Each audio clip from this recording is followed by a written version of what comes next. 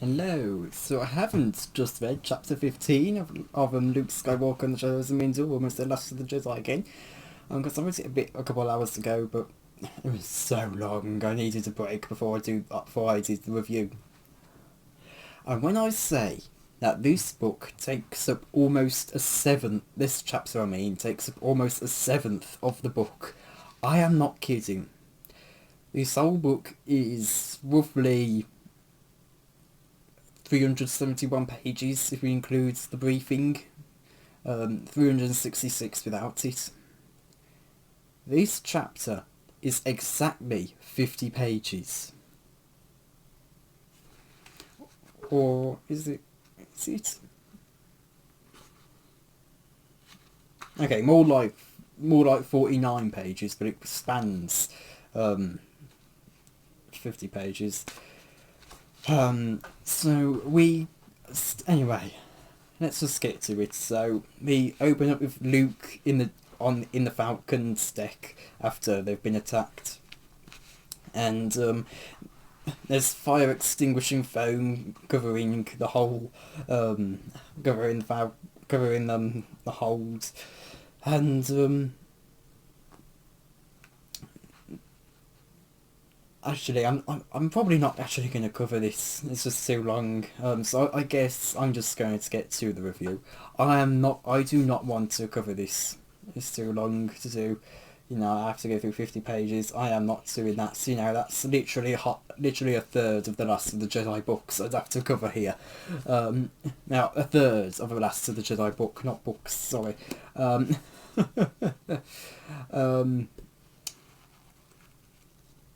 so I enjoyed this chapter. I did. I did enjoy this chapter. There were lots of little, I guess, kind of weird bits going on with it.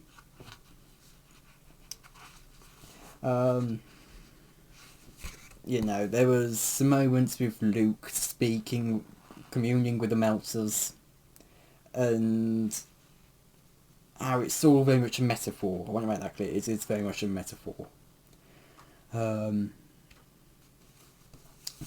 But it is quite a weird thing, and it was maybe a little bit difficult to follow, but you can't get what's being said. You get what's being said, The Melters, they're trapped. They're winking out because of Chronal. Layers being pulled toward Chronal into his abyss. You get what the metaphor is. Also, Carvasser, he's under the influence of Chronal, of course, as captures Luke. Not Luke, Leia. So yeah. It was quite. You see a bit of Luke's creativity coming through here, with how he encourages Aona to push. How he tries to push through the cinders to get into the volcanic vents. You kind of see that creativity coming through. So yeah, and also when Luke is about to commune with the Melters, you see how he's scared. You can tell he doesn't want to go and commune with them because he will have to bring him closer to the dark. And again, you see him wonder whether a Jedi always talks about the dark side but never about the light, and wonders if it's because they knew the truth. And you just see how Luke, he's scared to talk about start working with the dark again, having to enter the dark to commune with the Melters because he almost lost himself the last time, and he decides that it's going to bring the Force with him as light. But he winds up turning out to be the light.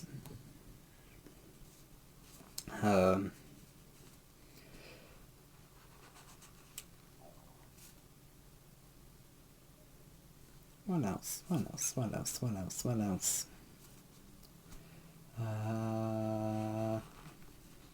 What else?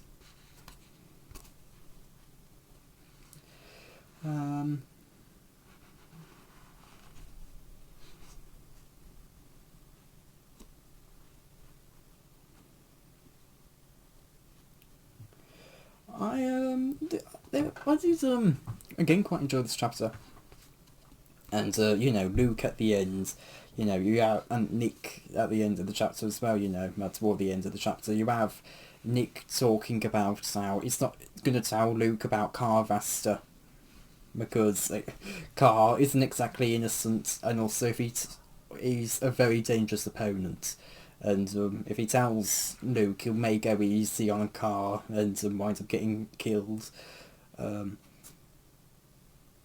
Of course, Luke winds up having to tell him winds up getting Nick to tell him who Car is anyway.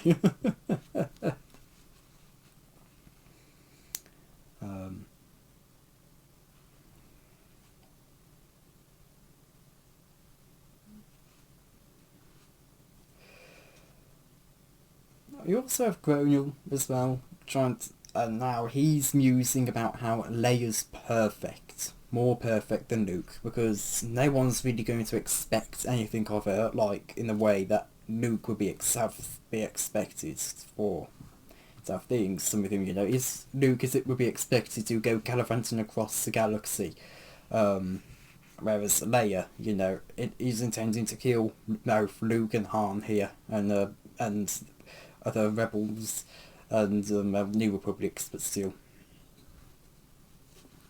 And in his mind, it's no one would bat an eye at that, because in the galaxy's eyes, she would have gone through so much trauma, and she just wants to escape to the world of politics. And to Gronal, that makes her the perfect host, as well as the fact that she's incredibly powerful in the Force, equally as powerful as Luke. She's an easier subject to get, but he also, you know, mourns that reality holodrama, I think it was, how it had been so perfect and no one's going to see it now.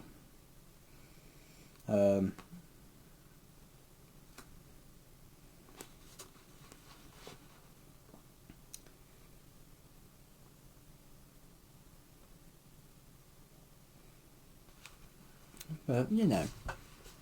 And then there is the end of the chapter, where we're told that Gronal gave an order to some of the stormtroopers to pretty much activate a kind of gravity device.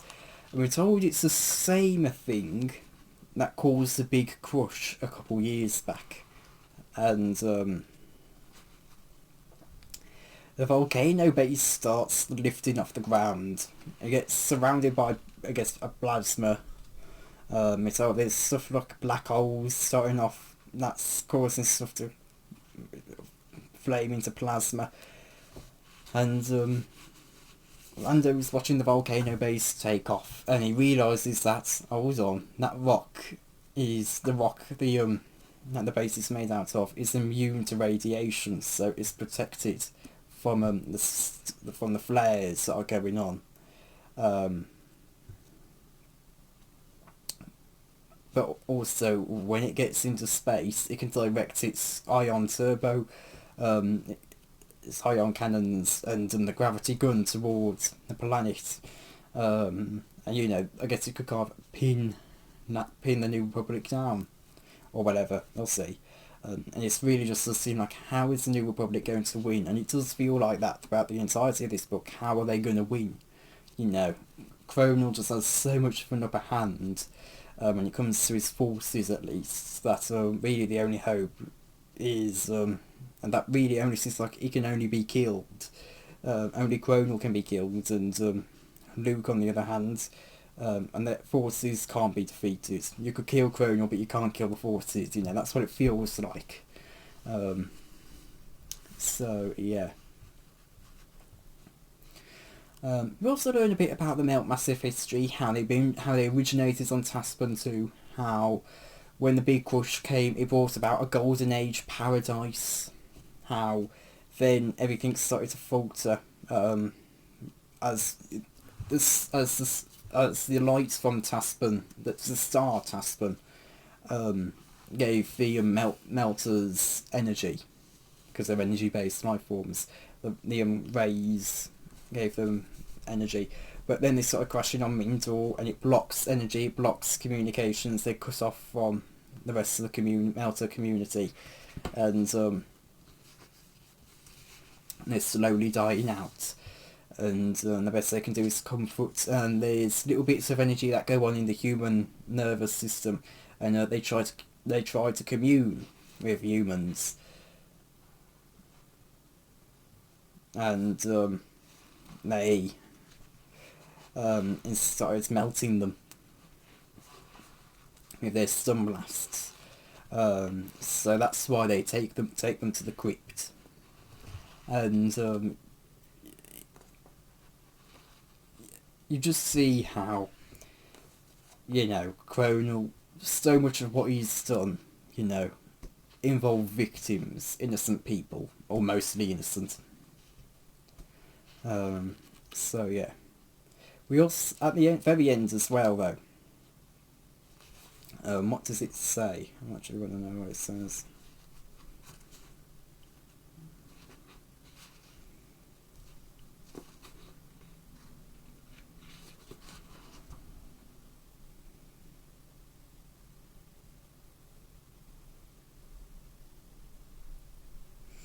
Luke can kind of see how, Chronal's grasp, it's taking all lives when he's in his little vision, when he's communing with the Melters, how his black hole is winking out every light, how his maw is about to close on Leia and she'll be taken forever. And he thinks that, alright, I guess I'll have to do this the old-fashioned way, and he's able to kind of read Nick's mind through the Melt Massive that they both have. And he starts asking Nick about who Carr is, and what is it he doesn't want to tell him about him. And Carr just wonders how Luke knows. And Nick asks what Luke wants to know. And Luke just says, everything you can tell me in 5 minutes or less. Because that's about all the time we have to win this fight. So yeah, it's really going to be interesting to see where all this is going to go to. We have 3 more chapters, and I may be able to fit 2 chapters in tomorrow. I may be able to, because the last chapter, chapter 18, this was chapter 15 I just read.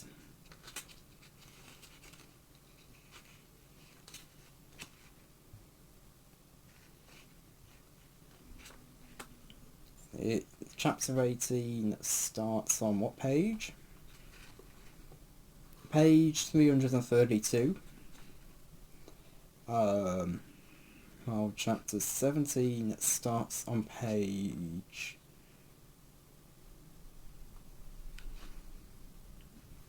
316, so that's about 15 pages.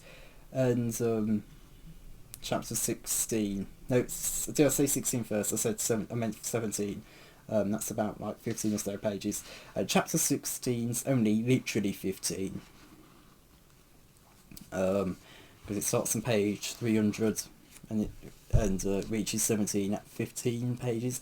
So we got to have not 2 nice, fairly short chapters, which I really need after how long this has been going on for. So yeah. Anyway, the main information you just need to know: the volcano base, the shadow base, that's now left orbit. That's now making its way up into orbit. Frenchies are still inside there as well. Luke is back with Han, R2 and Chewie now. They're back together. Chronal now has Leia is controlling Car's body. So yeah, there's a bunch. So that's really the main things you need to know for this. That's the main thing of consequence. I am not covering 50 pages of this. It was frustrating enough to read. It probably took me I think I started reading at I don't know. Probably 3 a.m. By the time I finished it, it was 6 a.m. That's 4 4-5 hours it took me to read this. I am not... That's roughly, what, 10 pages an hour? I do say I read 10 pages an hour anyway. I am not going to summarise this. If you want a summary of this, go read it yourself. Or ask someone who's already read it to explain it to you, because I'm not summarising this for you. You know, the chapters as they are, you know, always it take me 30 minutes to explain, and those are 20 pages. This is twice that length. Yeah, I enjoy this chapter.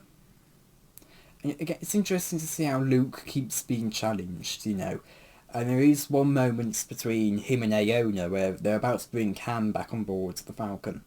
And, you know, he says to Aona that he doesn't want her shooting Han or Han shooting him, and Han's his best friend. If one of them has to die, it's going to be Aona. And that's a bit of a thing, because that's the line you'd expect to hear from Anakin, not Luke. You know, Luke would be the last character you'd expect to hear him say a line like that. And it really shows how he's really being pushed to his limit here. I think that's the thing about this chapter. It has again a bunch of everything. You know, it has the desperation, it has the despair, it has fear, it has funny bits. Like how Nick Rossi realises they just trapped themselves. He just caused them to be trapped inside a cavern with supposedly no way out. He realises, you know, there are some remarks that go on that are funny. But yeah, it's a very funny. It was a good chapter. It was a good chapter, if way too long. There were many points I was even saying to myself, there were so many points in this when I was reading it where I was just saying to myself about the end of different sections, that would be such a perfect point to end this chapter. That would be such a perfect point to end this chapter. That would be such a perfect point to end this chapter. But it just kept going and going and going. And it feels like it's 2 or 3 chapters put into one. And I think that's maybe the one thing about this chapter that holds it down. It is literally half of one Master of the Jedi book. It literally makes a 7th of the book. And you know, that's... There's 366 pages excluding the briefing. You know, so that's 50, 50, 50, 50. That's 200 now. 50, 50, 16. That's... You know, it almost makes a 7th of the book. Or 6th, really, I guess. Yeah, it's a really long chapter. I have no idea how it went from page 359 all the way up to page... not 359, page 259 all the way up to page 299.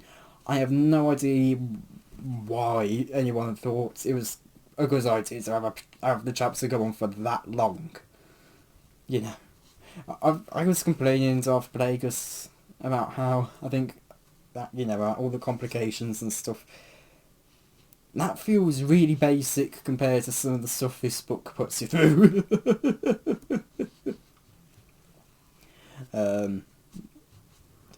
So yeah.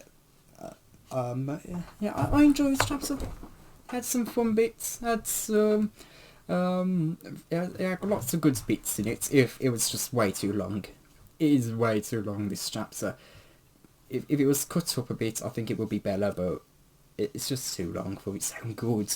Yeah, again, you know, you see Luke's fear. You see Luke's you see that Luke is really starting to wear thin on his temper. You know, he's barely hanging on by a thread at this point. You know, there's so many stuff where it says it kind of expressionlessly, but I think at this point he's kind of putting that on as a kind of like facade to hide his true feelings, because at this point he is, you know that Luke is really struggling at this point. He's really struggling to hold on. You know, the dark, he sees that as the truth. But he's also been able to see now that he is the light. He and Leia are both lights in that dark. He's able to see that now, but you can kind of still see how he's still really rough on his patience and temper now. You know, he immediately confronts Nick once he leaves that vision about who Car Vaster is. And you can tell that he's a bit frustrated. You can kind of tell that he's probably a bit frustrated. But he's a bit serious, but also really neat, but also a bit desperate as well. You know, in a good way, desperate. With good intention, desperate. So yeah, it was a really good chapter. It was a good chapter, just way too long. Way too long. I have no idea who thought making this 50 pages would be a good idea. Whoever thought making this chapter 50 pages was a good idea, no. Just no. If the text was a lot bigger, maybe that 50 pages could be justified. But not when the text is as small as it is, at least on the physical copy. I think this is hardback, so yeah, there's no way to justify this being 50 pages. There were so many points in this chapter where you could have just cut it there. There were so many points, there were so many end sections where you could have just cut it there. But you just had to go on and on and on. And it feels like it was going on to that 50 page point just to be 50 pages. Yeah, it doesn't need to be that long. Just break it up into a couple more chapters, and if you broke it into 2, maybe 3 chapters, I think it would have been better. But yeah, it just went on for a bit too long, I think, and that's my main problem with it. But anyway, thank you all. I'm going to be interested to see how this all is going to be tying up, because I have a feeling this is going to be entering that tying up bit now. You know, we got 3 more chapters, 66 more pages. Well, technically 60, and then the other 600 is debriefing. But you know, we don't have much left now. So it's going to be interesting to see how everything starts tying up. So thank you all for watching, and goodbye. Hello.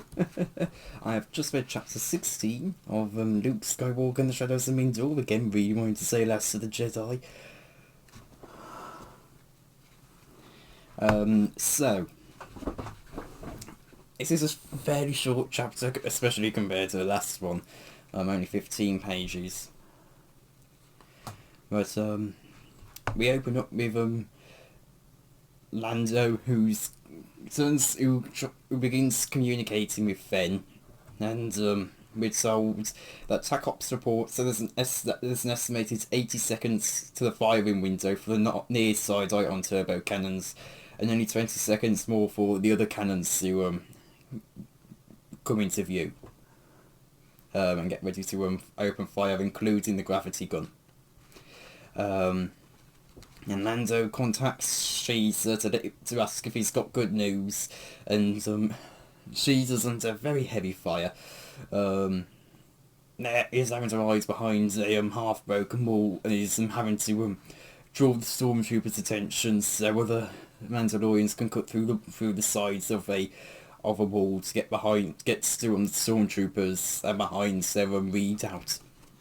And he says that Jesus doesn't have much good news.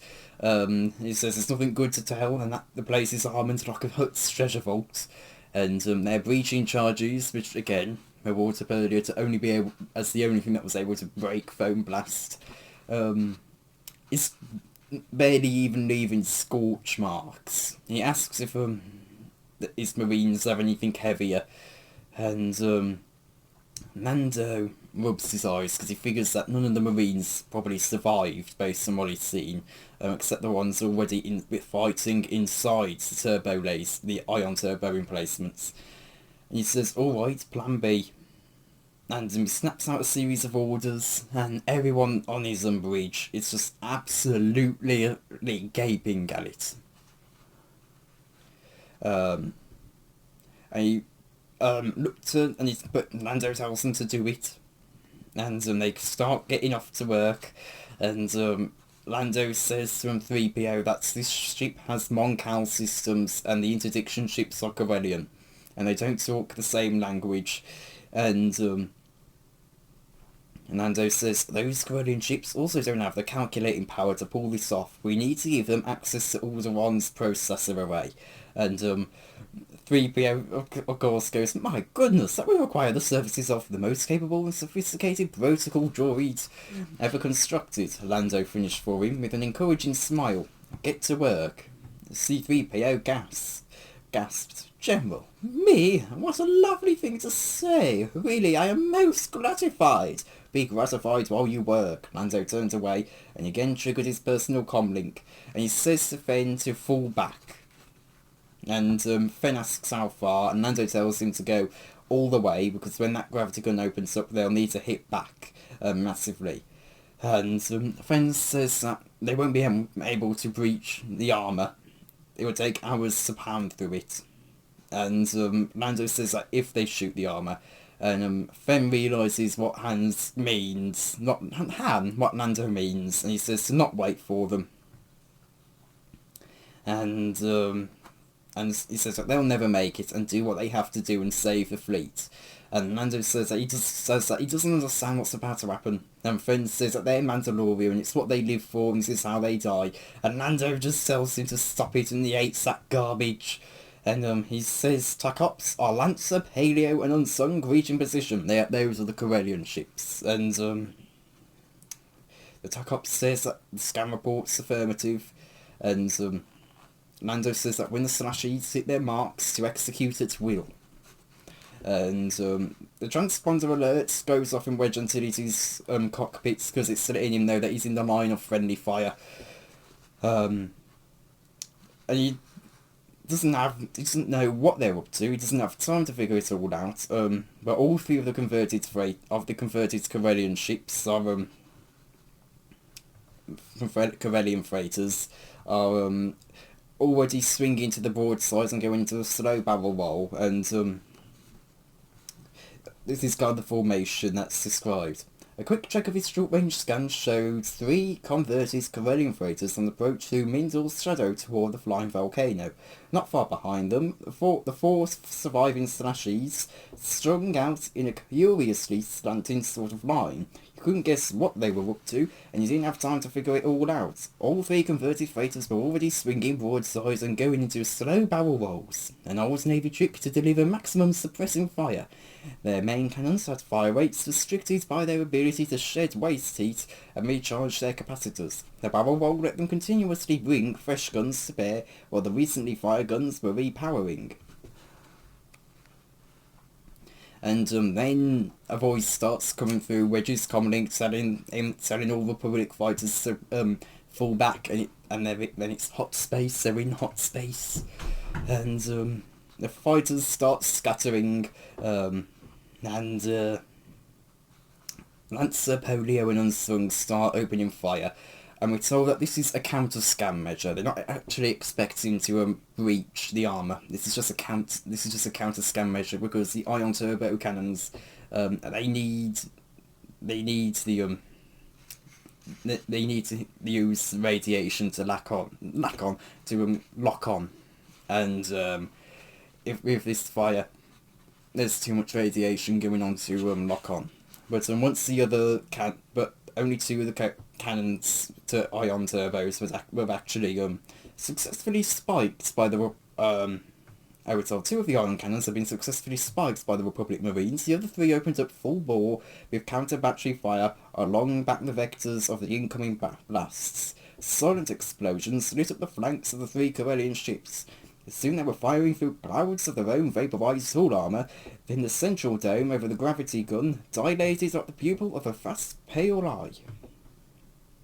And Captain T-Rose shouts that everyone needs to hang on, and the gravity gun opens fire.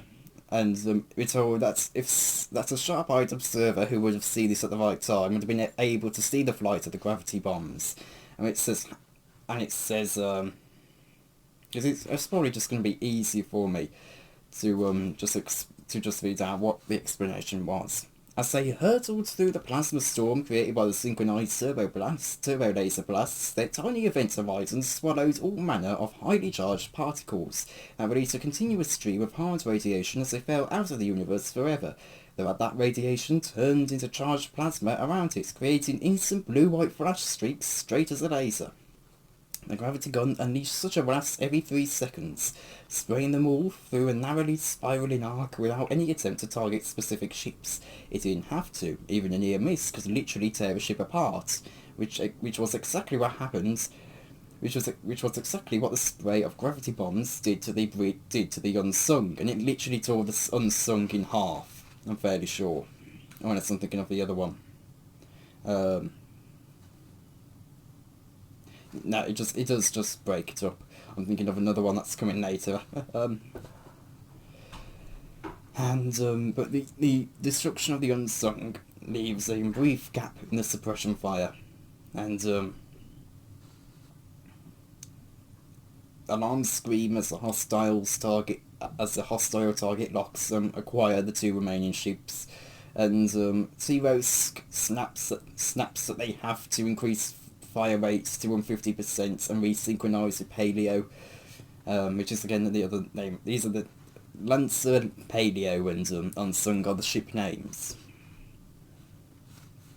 And one of the executive officers, I think it was one of them, the fire control coordinator, says that this could risk burning out the turbo lasers, but T-Rose says that it'll be burned out for sure when the ship blows up, so just do it. And the spray of gravity bombs keep on coming, and the capital ships have no shields and no armour or weapon can protect them. And we're told that the only defence was the ingenuity of Nando. And so the lead ship in the array of the slushies was Wait a Minute. And this is when I realised I made a terrible mistake at the start of the book, back in chapter 2. Actually, I just flipped back all the way to that page. I was about to flip back and find it.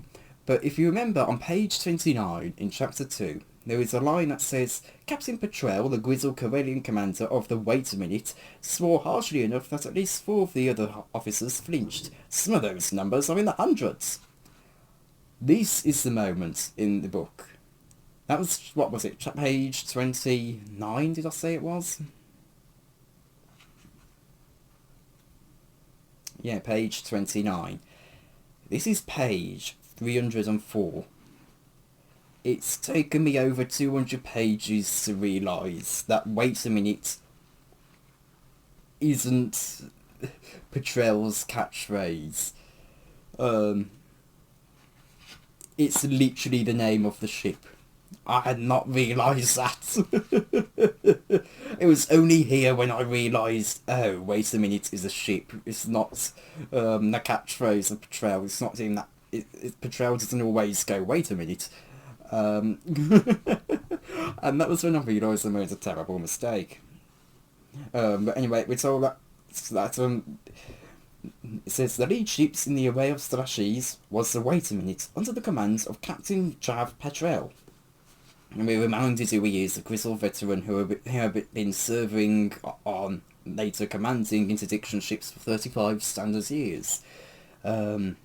And it's told when his navigation officer announces detection of the first oncoming gravity wave, Petrel says all ships execute, and it is Petrel's executive officer, or EXO as it says, leans in and just half whispers, "Do you really think this can work?" And Petrel says, "Of course it can work, but he just doubts that this will." And we're told, and pretty much the thing they're doing is that the interdiction ships are turning on their gravity. their gravity wells to kind of control the gravity bombs, and direct them back toward the shadow base. But we're told that Petrel has very little doubt, even though he said of course it will work, that this will actually work.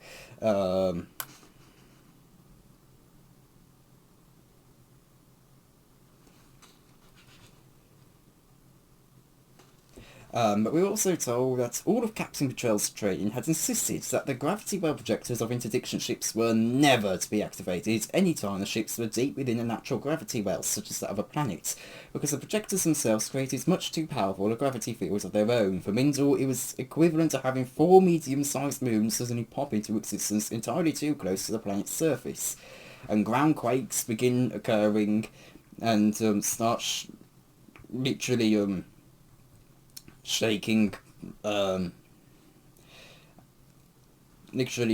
the planet's crust, and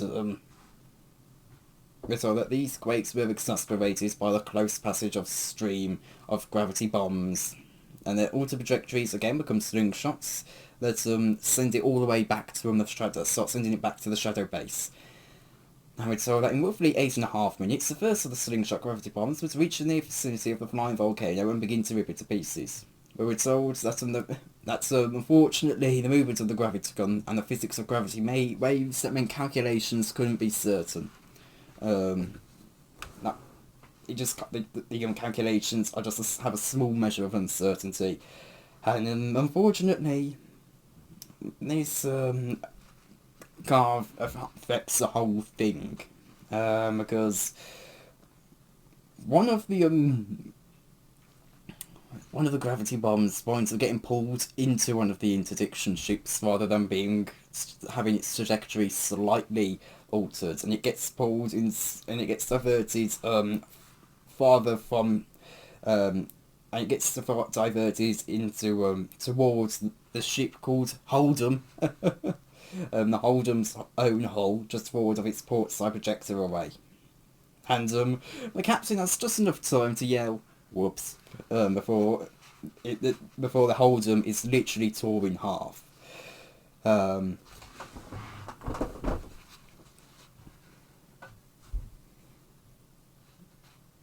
of course this kind of spoils the whole thing they're meant to have going on here. They they can't really slingshot it back. And Lando says that it's taking the entire task force back up into orbit, and it's their best chance to survive. And he says, except, and we're told that the except is that the Remember Alderin's ultra-sophisticated sensors had already detected a widening gravitic anomaly spreading through the planet's crust from the huge crater left by the volcano's departure. And the ship's brain had already calculated that in approximately 2 standard hours, the planet would no longer be a planet. It would be an expanding spheroid of newly formed asteroids, and every impact of every gravity bomb would shave those hours even thinner. When the planet broke up, there would be no more shadow to shield the Republic ships from Taspan's ever-increasing flares. As the task force left the atmosphere, Lando could only stare back down at the impact flares. It didn't seem possible. Luke was down there somewhere, and Han and Leia and Lando had just helped blow up the planet. And we saw that his only comfort is that he wouldn't live to regret it. And he thinks that none of them would, because he looks over to the flying volcano, and he thinks about the slingshot stream of gravity bombs, and he thinks that they won't live long enough to celebrate. And he snaps out another string of orders to the surviving ships of the task force, and they swing into a formation for the full assault. And the Remember Alderaan soars into orbit, of course in pursuit of the volcano. And the 200 starfighters start to loop around to the volcano. And we're told that the 3 remaining slashies split the difference, tugging gravity bombs as far from any ships as they can manage. And Lando tells them to not let them to not even let them guess that they're going to have their own weapons fed back to them, and he orders them all to fire. And of course, all the gravity bombs start hitting the volcano, and without shields, only it's radiation resistant rock. It starts, of course, getting torn apart. And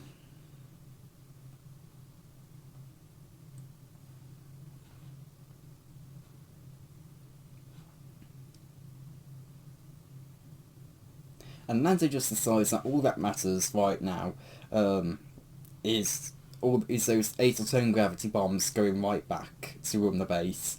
And it says that before Tasman's Starstorm broke up the planet, and before the planet broke up and Tasman's Starstorm consumed the task force, it had the satisfaction of watching the volcano get pulverised.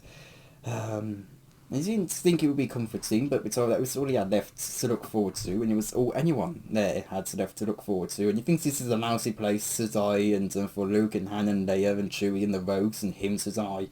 And he thinks that they're at least taking the bad guys with him. And he thinks about all the kind of stories and hollow thrillers that would be produced, how this was some grand and glorious, legendary last stand of the Last Jedi with a dash of the romance of doomed lovers and a splash of reformed gambler goes out as a hero, and we saw that instead of what it really was. And he thinks, we just got beat, he thought. They outplanned us, suckered us in, and we went in for it head first because we thought we were invincible. We thought the good guys always win. Of all of them, Luke was the only one who had never suffered under that delusion. Well, not never. Hannah told him once that something in Luke had changed after Bespin. Somehow Luke understood, in a way that Lando never had, that Han and Leia and Chewbacca had simply never grasped, just how dark a place the universe really was. And Lando guesses that that's where Luke got his humility and his kindness and his faith and his gentle faith that could change people people could change for the better. And he wonders if that's why he rarely smiled and rarely made jokes, and never made jokes, because we're told that goodness was all he had, and it was the lifeline he used to hold on, dangling above the abyss. And Lando thinks that they all clung to him. He was always their hope, and as long as Luke was alive, they'd always figured that everything would turn out okay. And he thinks that that's what the Republic's losing today, hope. And he wonders if there had ever been a good reason to burden one man with the hope of the whole galaxy. And this is just a rhetorical question, but it winds up getting answered anyway when the ComOps, when the lieutenant at ComOps says that General Calrissian, I'm picking up a signal. A ship on intercept course, General. Transponder signature confirmed. It's a Millennium Falcon. Lando felt as if the universe had shifted a couple of degrees to the right. What? Was it possible? They're broadcasting, sir, on all bands. Put it on speaker. Skywalker, all Republic ships disengage and withdraw. All Imperial forces, Group Captain CC-1000 is hereby promoted to Air Marshal. Air Marshal GC-1000. You are now in command of all Imperial forces in the Tasman system. You will order deactivation of subspace jamming. Power down all gravity stations and execute unconditional surrender with all available speed.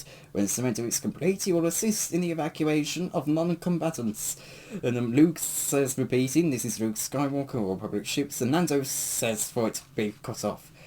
And Lando finds the whole idea preposterous, that Luke thinks he can command the stormtroopers, and he thinks that it's completely insane.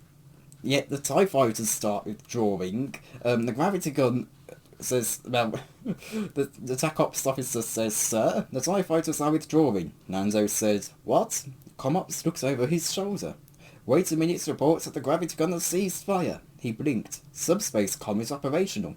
What? NavOps could only shake his head. Mass shadows diminishing. The gravity stations are shutting down, sir. Jump window projected to open in 12 minutes. And Lando found, to his astonishment, that his feet were striding forwards and taking the rest of his body along with them. His hands were gesturing and his mouth was snapping off orders about jump coordinates and rendezvous points and search and rescue priorities, while his mind was still, for the most part, doing nothing except saying what. And we cut back to Fen Sheeter, who's inside the base, and we saw that his helmet had been damaged and he couldn't see anything out of it, so he's had to ditch it. His blaster only has around 10 shots left, and he has 1 grenade left as well. And he looks at the mercenary commander, and they're at a hatch trying to cover their men. And some grenades come their way, and they both get behind the hatch, and Fen then locates the focal point of the blaster fire, and he uses up the rest of his shots, then charges forwards with his gauntlet blades, and he thinks that even if he gets shot, he can take down a couple of them with him. And we're told, and it says he charged partly because he still had his gauntlet blades, and if he could get into hand, he could rearm himself with blasters of dead enemies, but mostly he charged because he was Fen Sheeter, and if today should bring his death, he would fall with his teeth in the throat of the man who killed him. But we're told that before we could get there, a new source of blaster fire erupts, going over the heads of the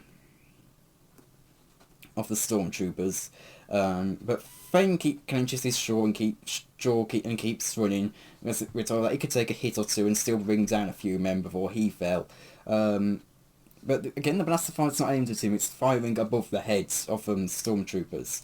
But he grabs one of the stormtroopers' jaw piece, and he lifts their head up, and he's about to stab them in the throat, but the trooper's not doing anything. When the shots were being fired, there was a call of surrender. But Fen just stands there as the trooper just is standing there with his hands up.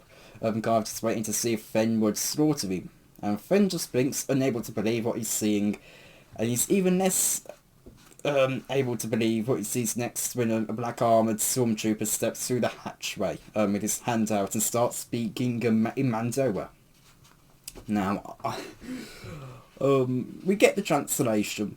But I'll try to pronounce the Mindor here. I'm not very. I have no idea. I'm not experienced in Mindor at all. So I apologise because I do know this is actually a properly established language. I'm fairly sure this is actually a properly established language in Star Wars. But it's the trooper says, "Ni dinu nergan nakik. Joku Ninu, Kopani, Ira Amer, Nervod." And Fen Sheeter just can't believe it, because even though the accent is definitely Coruscanty, and the inflections are a bit weird because of that accent, his meaning's absolutely clear, and he has a flawless use of Mindor. And it translates to, honour my offer of truce, for I would not willingly shed my brother's blood. And Fen Sheeter's just completely confused. And of course, it's Click. And the trooper says that Emperor Skywalker sends his regards, and the situation has changed, and of course, Fen is just shocked, and the bit back clicks back to speaking basic. And Fen's mouth just falls open, and he says, "Emperor Skywalker?" And we're told the situation has changed appears to be the understatement of the decade. And Glick says that they have secured the surface orbit emplacements, and Calrissian requests that they help him evacuate the civilians, and they were several thousands of them that Luke ordered them to protect, and Sheezer can't believe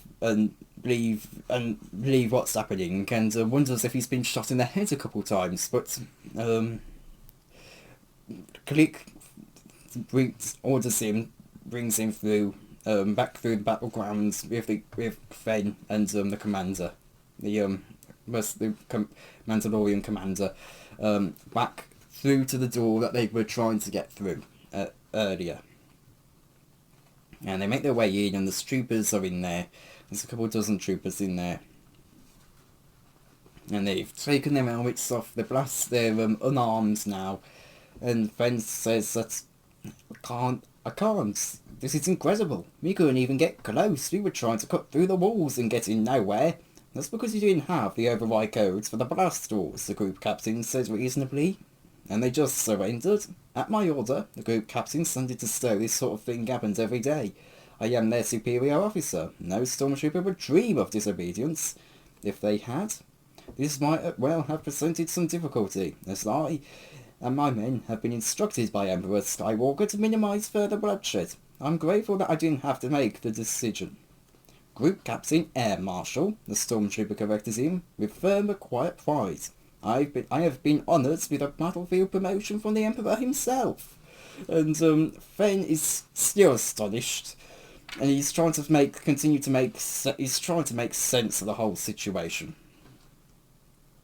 And Click says the chosen heir of Palpatine the Great, and asks if Fen's seen the Jedi's revenge. And Click continues on without really getting proper answers from Fen, as Fen just goes and Click continues saying, it's a dramatisation, of course, but it's based on actual events. It's very powerful, a masterpiece, it changed my life. Fen still couldn't get his mind around it. When a fella says a holodrama changed his life, he's usually exaggerating. I'm not exaggerating. I'm starting to believe you. And then Click asks if he would summon their men. And although Carradian's forces are trying their best to delay or prevent it, the facility make the destruction of the volcano may commence in as soon as 6 minutes. And then there's a sudden rumbling and shifting that starts going on. The floor seems like it drops and then comes back up, and it throws everyone off their feet. There's a lot of rumbling that goes on. And eventually, once it calms, Fen's able to cough out all the impermacrete in his mouth, and says, a bit optimistic about that 6 minutes, weren't you? And that's where we end the chapter. Now I'm actually going to put the book back on its shelf. So let's get to this review then. Now that I've done the summary. I very much enjoy this chapter. I think this has so far been my favourite chapter in relation to, it's technically not the space combat, but I have referred to it as space combat throughout, and this is the continuation of that whole situation, it is meant to be. This is the space combat thing. This is probably my favourite chapter with the space combat. I think some of the stuff in there, it was very clever. It was, with the slingshot shots, and it really gets a massive amount of different feelings going on in this chapter. You have that sense of defeat, but still trying to keep going. And at the beginning, throughout most of it, then you have that kind of sad mourning defeat when Lando's musing about Luke and Han and Leia and Chewie, and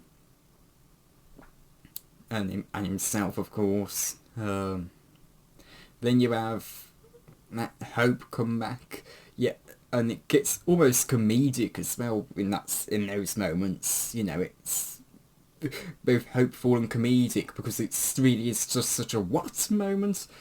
It really has a lot going on there, and it's really interesting, and probably the most entertaining kind of ship battle chapter, or I would say space battle, but half of it is in the planet, so or over half of it maybe. So saying space battle would be a bit incorrect. I think some of the things implemented as well were very clever, with like the slingshotting back.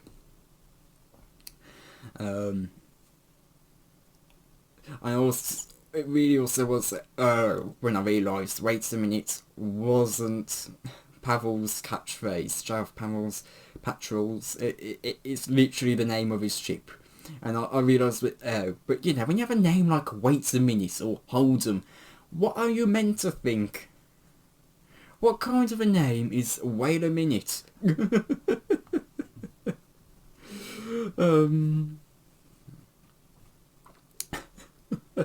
Sorry, now I've just got the image of a dog being called Wait a Minute, and you know, you're calling to them going, wait a minute, wait a minute. You know, that would be really bad if someone's walking by as well. Because wait a minute, I'm waiting. No, not you. Wait a minute. But yeah, there's a lot in this chapter to quite enjoy, I think, and I really love that this was only 15 pages. After having 50 pages from last chapter, you know, I'm happy that we've got another couple, that we're going back to some shorter chapters. I know this one and the next one's fairly short, and then we have a 30-page chapter, and then we have the debriefing, which is 6 pages. So yeah, I think the next chapter's 17 pages, so technically not 30 pages for chapter 18, but you know, roughly 30 pages.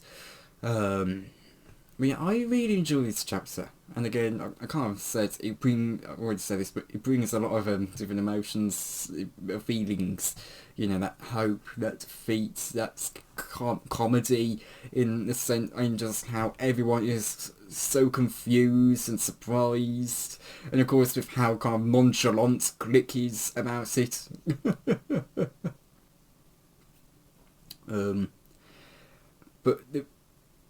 And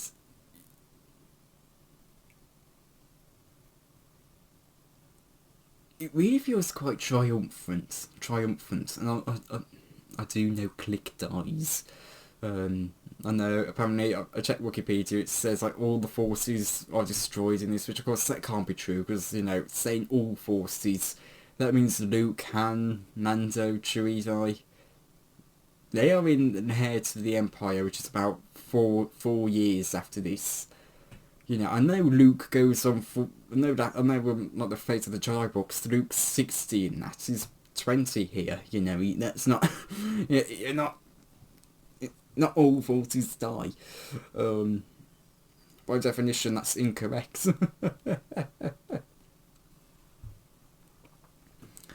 But, yeah, it's quite interesting. It's gonna be interesting to see what the conclusion is, you know, because it almost feels like that this is the conclusion, but we still have so much that we need to tie up. You know, we have Chronal to get tied up. You know, I know this Chronal winds up dying in this smell, but I know he comes back as Peric, but I know not many people like that bit for his character. At least as far as I'm aware. You also have, you know, there's also the, well, how does, you know, that sense of, well, how does it all come together? How is Luke going to get on to the volcano base? How does he rescue Leia? You know, and there's so much... it feels like there's so much to tie up, yet so little to tie up. It's really, really weird. It's really weird. But yeah, I actually guess at this point I should actually start thinking about what I'd rate the book.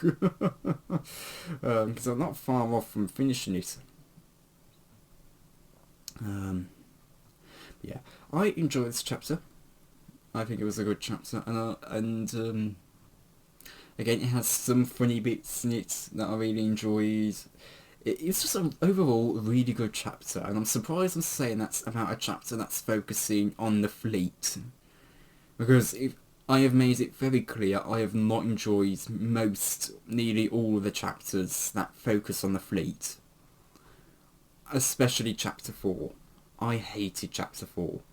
I've made it very clear I have not enjoyed the chapters focusing on the fleet. So, I'm surprised I actually enjoyed this chapter as much as I did. I was excited to read it because it was so short, but I ended up really enjoying this as well.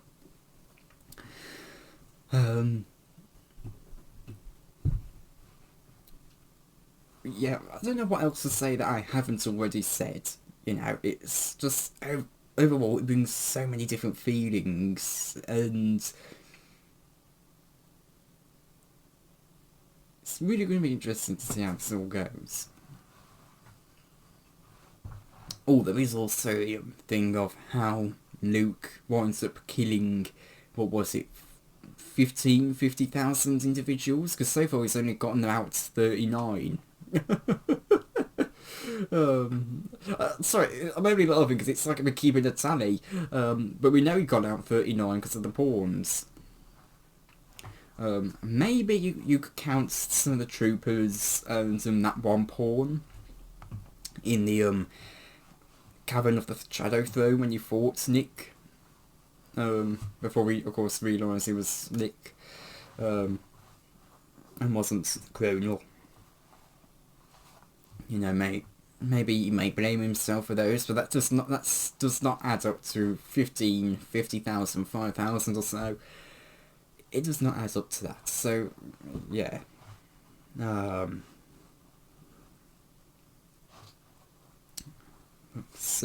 Yeah.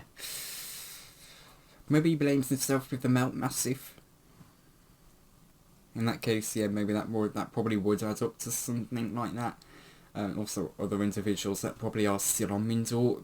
We know Mindor's fairly barren now. We know there isn't much left on Mindor now.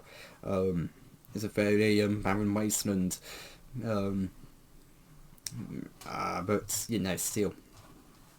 We know there are some people who are still there because Aona Cantor, she wasn't from Mindor, but she found the Mindorese there. She gave them leadership.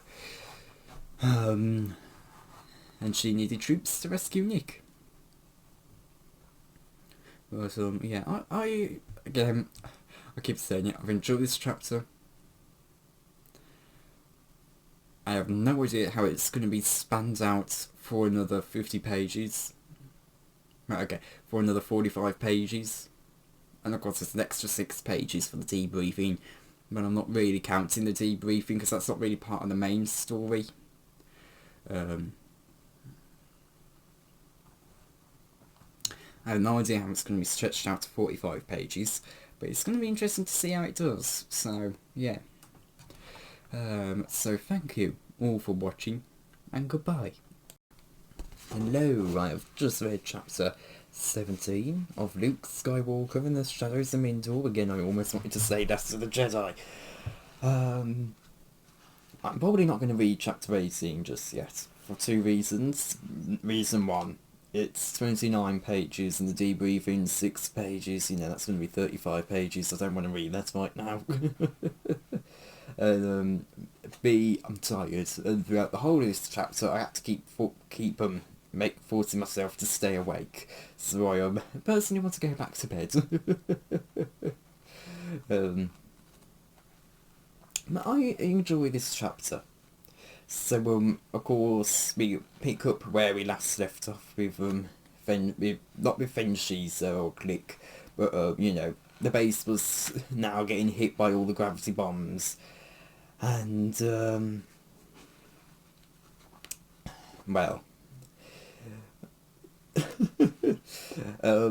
it's starting to rip the base apart, each of the gravity bombs. The first one takes off 700 or 800 metres of the leading edge of the volcano, and 2 entire banks of the gravity drive thrusters are taken out by that first gravity bomb as well.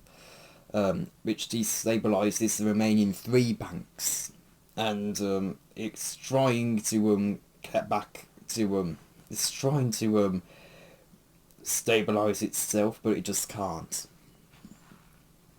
It also damages the what was it?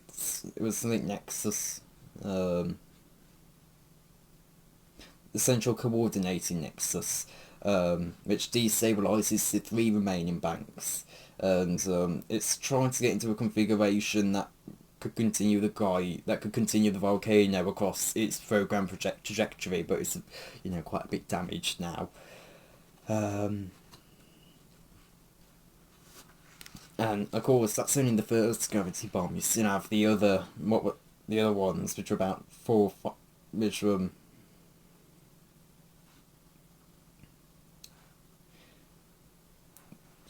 about, what, 4 or 5? And they're going even faster now because the slingshot gave them greater velocity. And, you know, you've still got, which is a rough number, 3,426 civilians still on there. And they're still in the sorting centre and roughly have 4 minutes to live. And we're told that in slightly less than those 4 minutes, the shadow base would start to break up and the pressure seal would rupture that was holding the atmosphere pretty much in there. And the only landers available are... It's almost like a Titanic situation. The landers available can only carry a tenth of that number, of that many civilians. And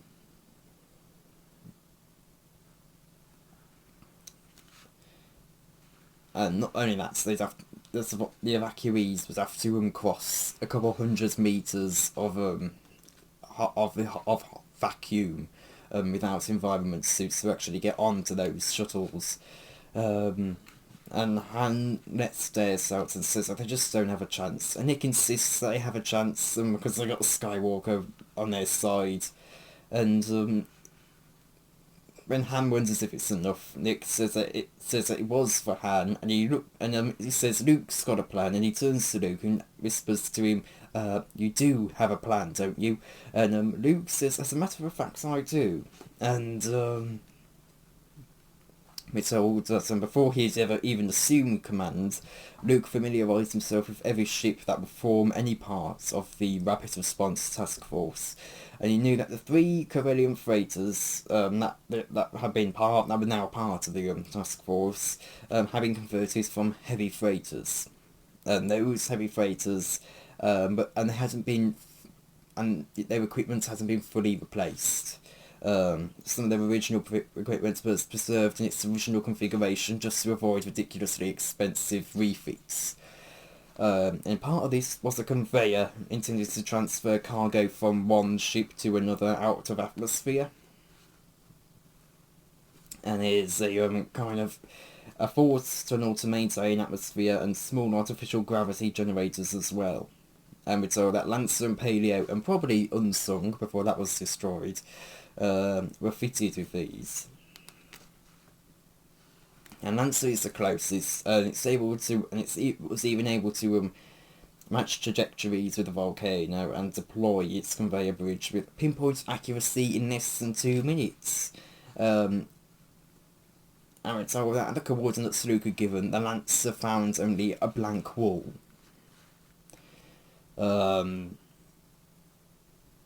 And of course, T-Rose is a bit sceptical and reluctant to do this because he's risking his whole crew by being this close to the shaking and to the shaking volcano.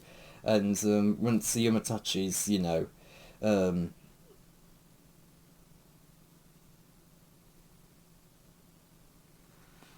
that could be dangerous. And of course, to him, it's just a blank wall. And T-Rose says, "Once I anchor the bridge and pump in Atmo, what then?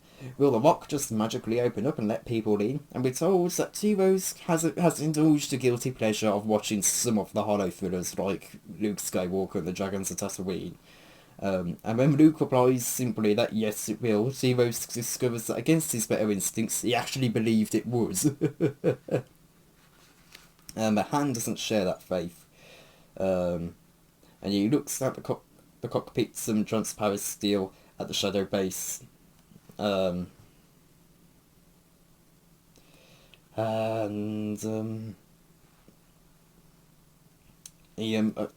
guess he starts making his way over to the shadow base.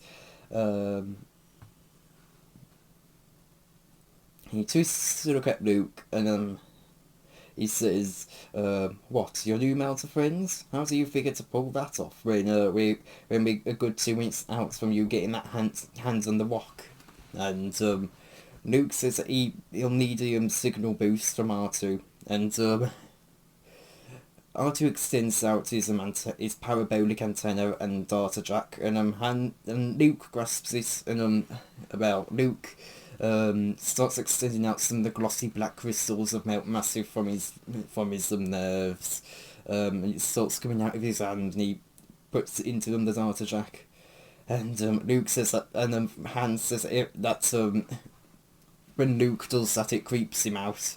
And Luke says, "Imagine it from my end," and Han says he'd rather not. And it says Luke didn't quite smile, and it's okay. So why did you have to tell us then? Does it mean Luke did made a quiet smile, or because it says didn't, so it makes it a bit like, hey, so why are you telling us this? You know, I wasn't imagining him smiling in the first place. You know, that's a bit of an odd line to have in there.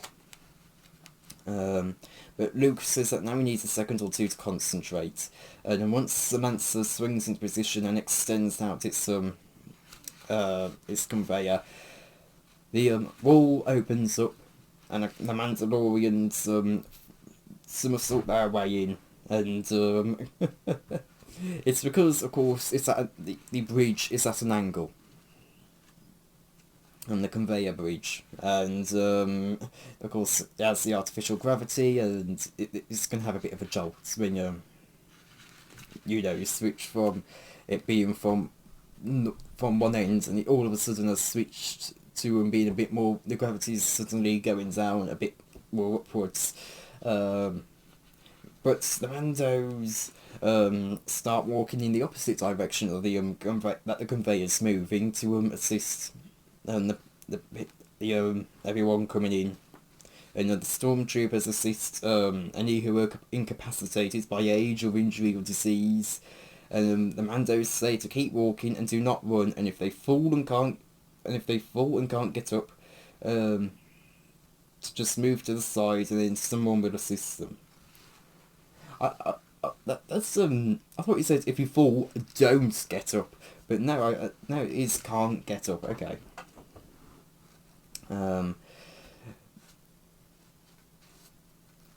And there is still a lot of shaking going on in the Shadow Base, but none of them know that the sorting sensor has substantially less shaking than the rest of the base, and its atmosphere is being preserved by the melters, and they're also, I guess, minimising they're minimising the shocks. And eventually, the floor kind of melts away for the Falcon to come in, where Luke lets out the Mindorese and some of the Republic people, including Lieutenant Tuberimi. He hasn't been in this book since chapter 6. Well, maybe he was in the book in the crypt, but he wasn't directly mentioned in there. We know he was in there, but he wasn't directly mentioned. So this is the first time it's actually been brought up since chapter 6. Pardon me. And Luke calls in the stormtroopers to make their way in into the Falcon. And of course, Click says, "As you command, my Lord Emperor." And Han says, "Someday you're going to explain this Emperor Skywalker bumblefluff, right?" And Luke just says to Han, "No, I don't know. I don't think I will." And we cut over to Coronal, and we're told that in the absolute darkness of the Shadow Egg, which is just a cocoon, the Melt Massive bubble cocoon that he shielded himself in. And he's kind of affectionately called it the Shadow Egg when he was making it. Okay, maybe not affectionately, but he called it the Shadow Egg. And we're told that the ongoing destruction of the Shadow Base isn't really a problem for him. In fact, he counted on it. We're told that if the Republic forces hadn't come across the idea of bringing of redirecting the gravity bombs back to the Shadow Base, he'd have to have destroyed it himself. The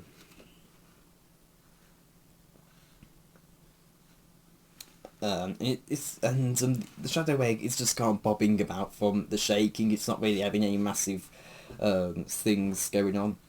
And we're told that the Battle of Mindor was intended to only have a single survivor, which of course is Coronal in Luke or Leia's body. And we're told that nor was he concerned that all his preparations for the new life had focused upon impersonating Luke Skywalker, rather than his sister. One useful lesson he had taken from working with Palpatine was the value in flexible planning. He would, as Leia, simply fake amnesia. Traumatic brain injury would be an ideal explanation for any stumbles or fumbles he might make upon meeting the princess's old acquaintances. And then discreetly hire one of the countless hacks who scripted holo thrillers to make something up. He would, we anticipated, even have this holo thriller produced. He already had a few ideas for a title. Princess Leia and the Shadow Trap, for example, or perhaps Princess Leia and the Black Holes of Mindor, which, you know, that's a... If there is anything about Cronal, you know, he has a bit of a sense of humour. He has a sense of humour of going into hidden meanings, you know, yeah, Shadow Spawn was a pun. Yeah, in the sense of, it's not Shadow Spawn, it's Shadow's porn. Now you got Black Holes, Princess Leia and the Black Holes of Mindor, as in Black Hole, as in himself, you know. He likes his wordplay. And we're told that he isn't worried about escaping his own trap, because we're told that buried in Mount Massive, not far from the election centre, he has a custom craft to make his escape, which he had intended to do as Luke, but that never came to fruition. Of course, but he could still make his way to the election centre, and it would be a shuttle that was a very ordinary looking Lambda T4A. And we're told that it's always loaded with so much shielding, there's no cargo capacity, and there's pretty much virtually no room for passengers, and all it can really hold is a pilot and maybe two others, maybe two or three others can be packed in there. And the cockpit is fake as well, and it's all constructed to basically shield from the radiation. There's a tiny cap. It says, or three of us could be packed into a tiny capsule cocooned in additional radiation shielding in the centre of what would have been in an ordinary shuttle, the passenger compartments. And we're told that all the necessary planning had been done and everything had been anticipated, including contingencies. There was just one problem. Leia is refusing to break. And everything is had gone flawlessly. He webbed her nerves with the Melt Massive, but we're told that with only a short time available and no ready supply of Thanatazine he proceeded without the drug suspension and assumed that it wouldn't really matter that much because Leia hadn't had any force training. And he assumed that, despite her powerful connection, he should have been able to overwhelm her with his brute strength alone.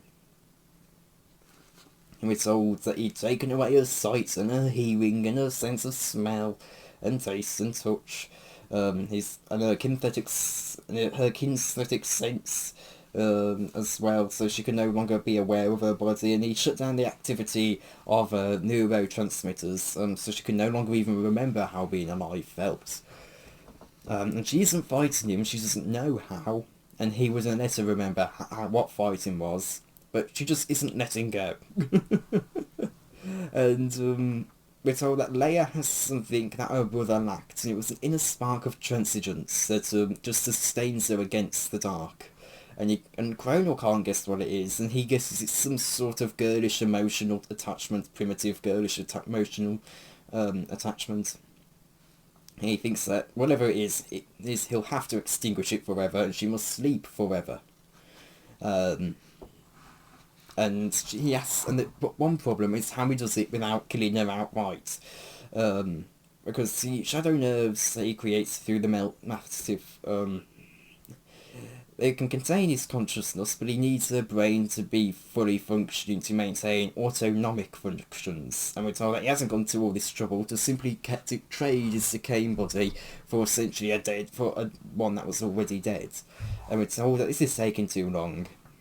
And Luke had to let himself slip away far more easily, in a fraction of the time, as it says. And he's given him more to work with, and we're told that he carried an inner darkness that Leia probably would have been surprised to learn if she lived long enough to discover it, as Colonel is still quite confident that he can break her. And we're told that had Skywalker not damaged Shadow Spawn's control crystals, none of this would have been necessary in the first place. But as the situation stood, he could only drive his film deeper into the dark, to gnaw away her resistance with the single-minded intensity of a Klepthian rockotter chewing into a basalt clam's shell. But when he does finally break through it, he sees a light. And it stabs him in the eye, and it drives him reeling black. And he takes a rock hammer created from the dark and tries to smash the light away, but it just shatters.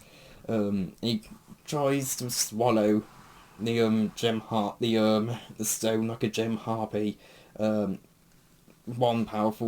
into a crop powerful enough to pulverise diamonds, but it just burns its way out. And he tries to throw galaxies at it, but it just does nothing. And Cronal just says, "What is wrong with you? Why are you? What are you? And why won't you die?" He's just...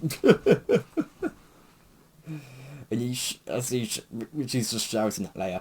And then he hears Luke's voice from everywhere and nowhere, just like our very first scene with Shadow Spawn at the start of the book.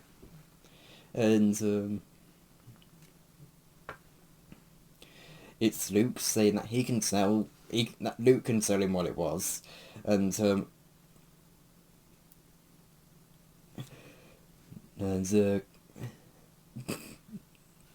Luke tells him that if he made friends with the Melters instead of making them his slaves, he might have discovered all kinds of things that they can do for him. And he says, "As for where I am, well," and Luke melts down the Shadow Egg with, of course, his ability, and 20 metres away on the ledge that leads over to the of course, the Shadow Throne. There's Luke standing there with a lightsaber in hand, and we cut over, and Luke, we're told, he's breathing, he's trying to keep his breathing slow and steady, but he's a bit shocked at Carvasta, at Carvasta's body. Of course, it is Cronal controlling Vasta, but he's shocked at Vasta's body. And he just can't help but think, look at the size of him, and each of his biceps are bigger than his head. And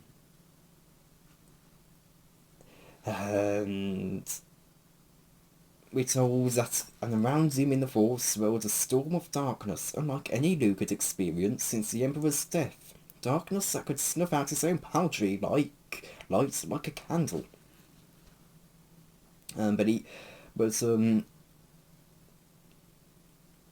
We're told that fear could only control him if he let it, and he opens himself up and lets all his tension and fear and apprehension and every care and concern drain out of him, and he wonders how Obi-Wan would manage this situation. And you imagine some Obi-Wan by his side, and he calls out to Cronal, saying that he has one chance to do this the easy way, and of course Carvasta growls, but Luke can tell what he's meaning in his head, as he hears the voice of, and he hears and Cronal tells him that the easy way would be to swap and let him give himself over as his new body, and he'll let his sister go. Which honestly for Cronal would be a better trade, considering how tough Leia's is proving to be for him. You can just kind of tell Cronal's absolutely fed up with this now. And Luke says that if he fights him, he will be destroyed. And Cronal says, "You think you can take me, boy?" Which I think is very ironic, considering Cronal doesn't really focus, Cronal's research in the Force doesn't really focus on combat. It more focuses on experiments and manipulating events. And Luke says that he's killed too many people today, and Cronal wonders how Luke would kill him. And Luke says, "You remember Nick, don't you? Your puppet Shadow Spawn and his girlfriend. Her name's Leona. See, Nick knows all about you." Bring him out so he can watch you die. Oh no, he's not with me. We dropped off Nick and Naona on the way here. They're in that custom shuttle of yours. What?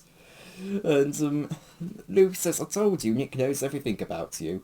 And he says, do you think I was right? And he explains that they're on their way now to Cronal's real body. And Luke encourages Cronal to close his eyes and concentrate, and he's pretty sure Cronal could feel where Nick is, because Nick can feel where he is. And Vaster's eyes go vacant, and he can also feel Nick's location through the Mount Massive that shadow each of their nerves. And they're going far through space, dodging asteroids and looping in a wide arc that is on an orbital intersect with one particular asteroid that looks completely normal, but it's hollowed out. And well, it is hollowed out, and he has hidden engines and a powerful hyperdrive inside there, and of course the life support chamber of Cronal, and it's again one of the asteroids from the Big Crush, and no instrument would have been able to tell it apart from the other asteroids. But of course Nick doesn't need it because he knows where he is, and he doesn't even need to see it to know where it was. It's a pure melt massive, this asteroid.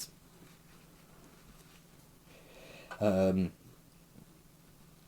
Luke asks if Cronal understands, and says that in a few minutes a very, very angry man will arrive at his life support capsule. And this man doesn't share his reservations about killing Cronal, and he's pretty sure he's already trying to decide whether he should either blast Cronal to atoms or cut his way in and beat him to death with his bare hands.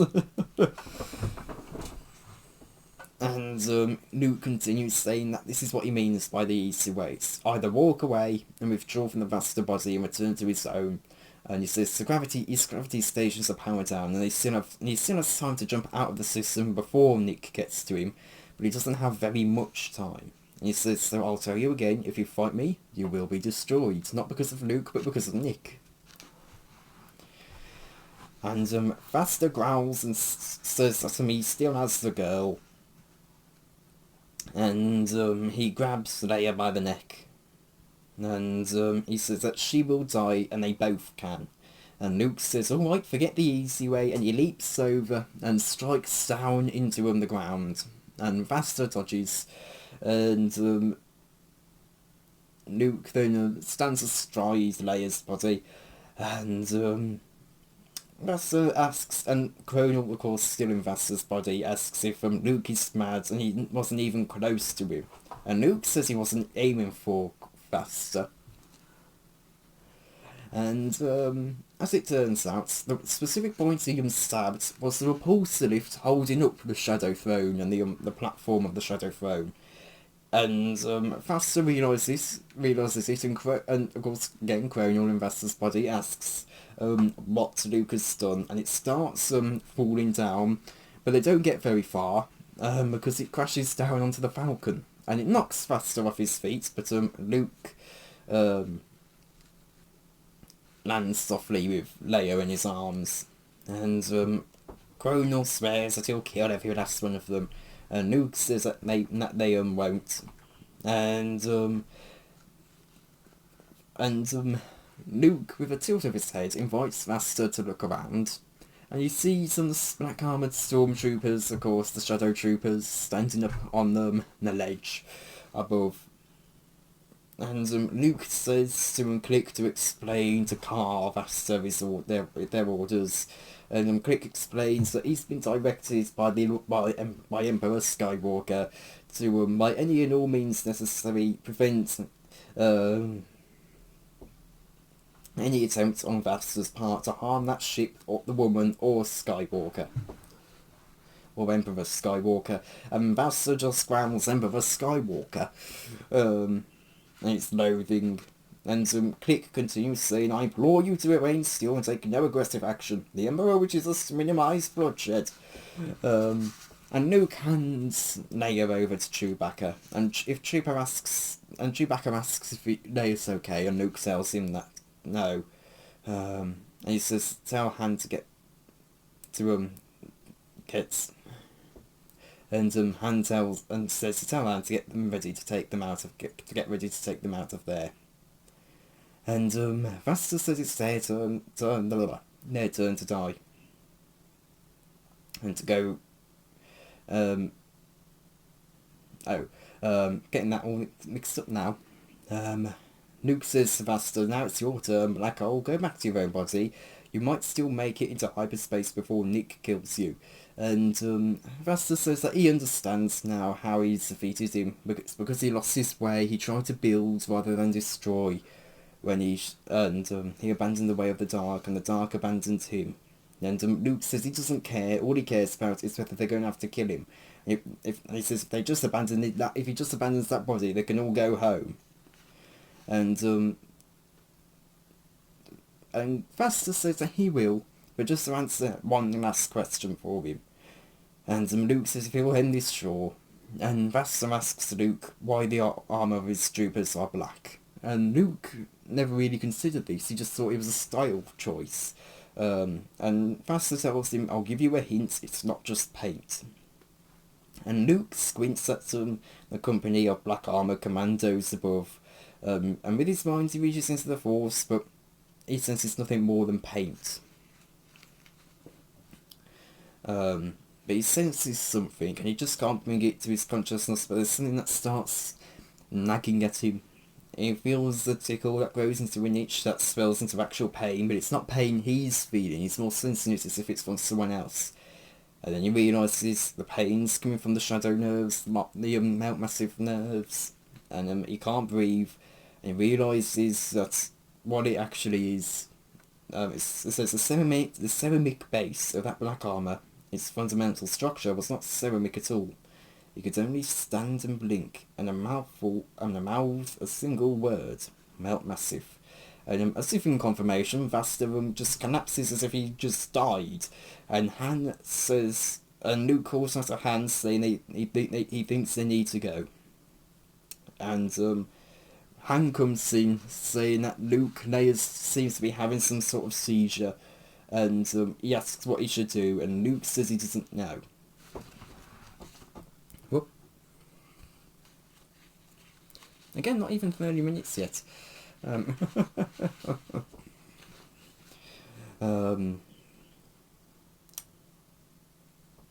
But Luke looks up at sees Vaster's body doing the same, and the stormtroopers start to be shaking as well. They all seem to be shaking, and Luke tells Han to go now. And Luke then reaches out with the Force to slam the hatch of the Falcon shut. As Vaster's body then leaps up to his feet, and grabs Luke's shoulders and lifts him up like a doll. And he shakes him with bored rage and bloodlust in his face, as it says, and there was nothing human left in Vaster's eyes. He sank his teeth into Luke's throat and bit down. And on the ring ledge above, the stormtroopers started to scream. Again, this was a fairly short chapter, but I'm really happy it was short. I've had it with these long chapters, but we've only got one more. We got one more, and then I'm done with the book. Of course, One Night's not coming for a long time, I'm afraid. Probably not for a long while.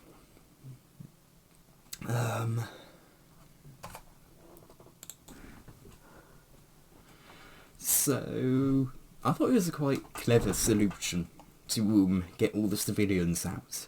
I think that was a quite clever solution. Again, I enjoyed this chapter, but, you know, I make that usually very clear that I enjoy most chapters. But, yeah, I really did enjoy this chapter, and, you know, the solution of using the conveyor belts. That was quite a smart thing. It's a very simple chapter though, you know, I very much go just says, right, the shadow base got attacked. There's something to be ripped apart. So the Lancer pulled up with its conveyor belt, got everyone off. Luke then went to confront Car Vaster. He's got like Leia to safety now, but now everyone who was under the control of Resent influence of undercolonial, with the exception of Luke, is now starting to get us go. all funny and stuff, and you know, go just summarise it as that. But I'll go into a bit more detail. I think it's interesting to see how Leia is still holding out, despite being... It's funny how Leia is still holding out and resisting Cronal, despite Cronal, but also not resisting Cronal at the same time. It's both funny, and you can also see how Cronal's really getting frustrated at it, because it shouldn't be this hard. Leia shouldn't be this hard to crack. Yet for some reason it is really hard to crack her. And he's doing everything, you know. He's slowly slowly dismantled her.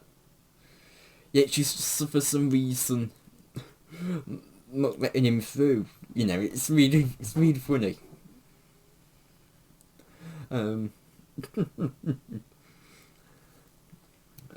It's going to be interesting to see what all this kind of seizure kind of movement is. You know, we can't know it's going to be something to do with Cronal, but you know what it is specifically. That's going to be interesting to see. And also why Luke isn't affected. Yeah, why isn't Luke affected?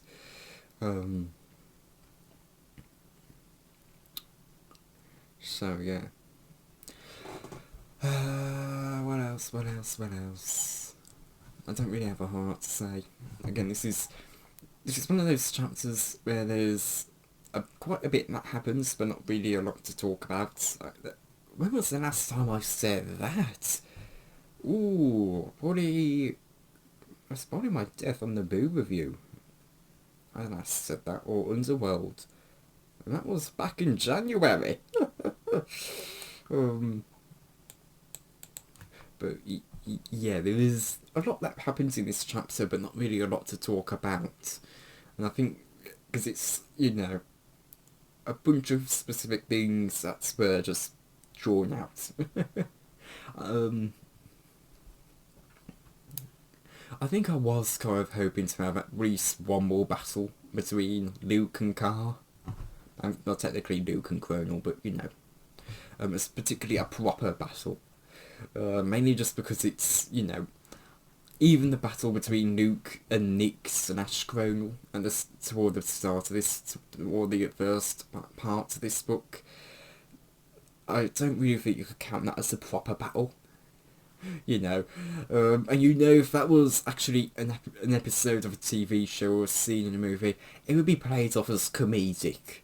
You know, you'd have this massive build-up with the music, and then the music would just cut out, just show Shadow Spawn kind of just swinging the sword like a hammer, you know.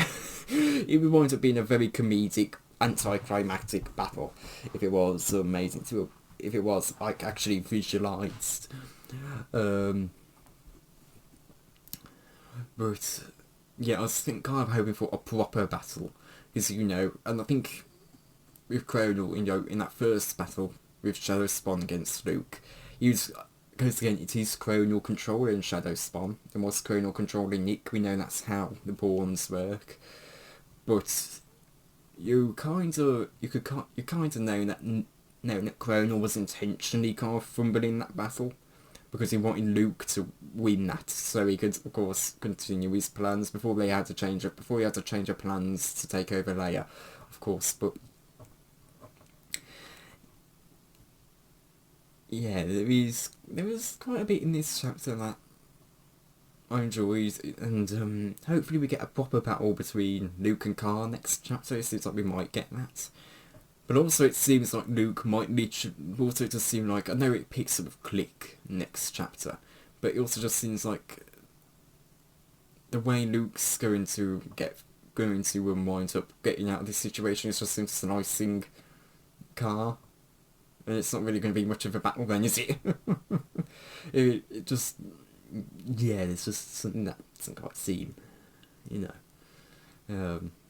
doesn't quite seem right. Not seem right, what am I saying? You know, it just... I just kind of hope we get a bit more with the fights, you know.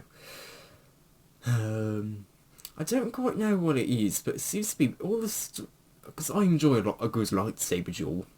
But it seems to be with all the stories that I read, they seem to hardly feature lightsaber duels, or even just dueling in general.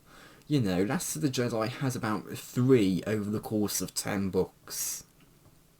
You know, you had Ferrus versus Malorum in the first book.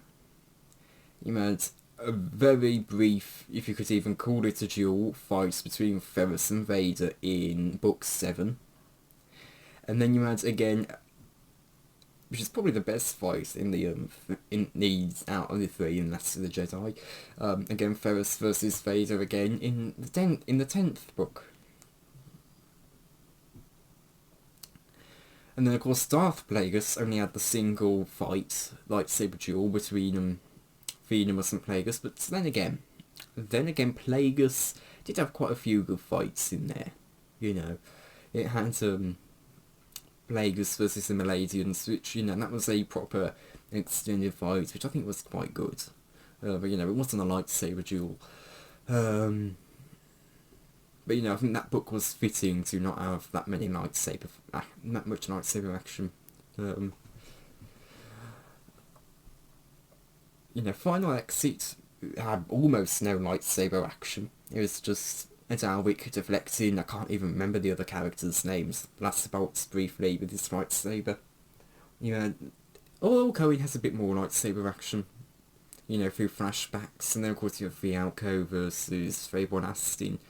I need to reread, and I've been meaning to continue the Brandel storyline, but I think I might actually have to restart it, because it's been over a year since I got through the first 2 stories.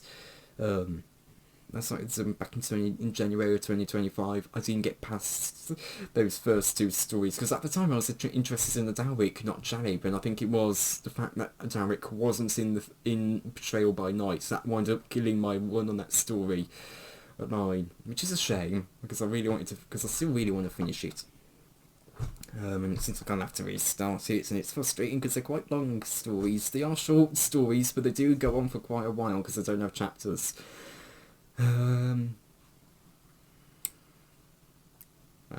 Anyway. God, sorry, I went on a bit of a rant there, didn't I? Ramble. But yeah, I enjoy this chapter. I'm looking forward to, I don't know how this is going to be extended to 30 pages. 30 pages more, and then of course you have the 6 pages of the debriefing, but the debriefing and the briefing, you know, they're so disconnected. They're with Luke and Lord Skepton, that, you know, they're so disconnected from the main story that it's a bit so I don't really count them as part of the main story. You know, they are kind of, there's some kind of additional bits that take place after the whole story. So yeah, I don't know how they're going to extend chapter 18 to 30, well, technically 29 pages, but still to 30 pages. I have no idea how that's going to be done. But it's going to be interesting to see how that happens, so yeah.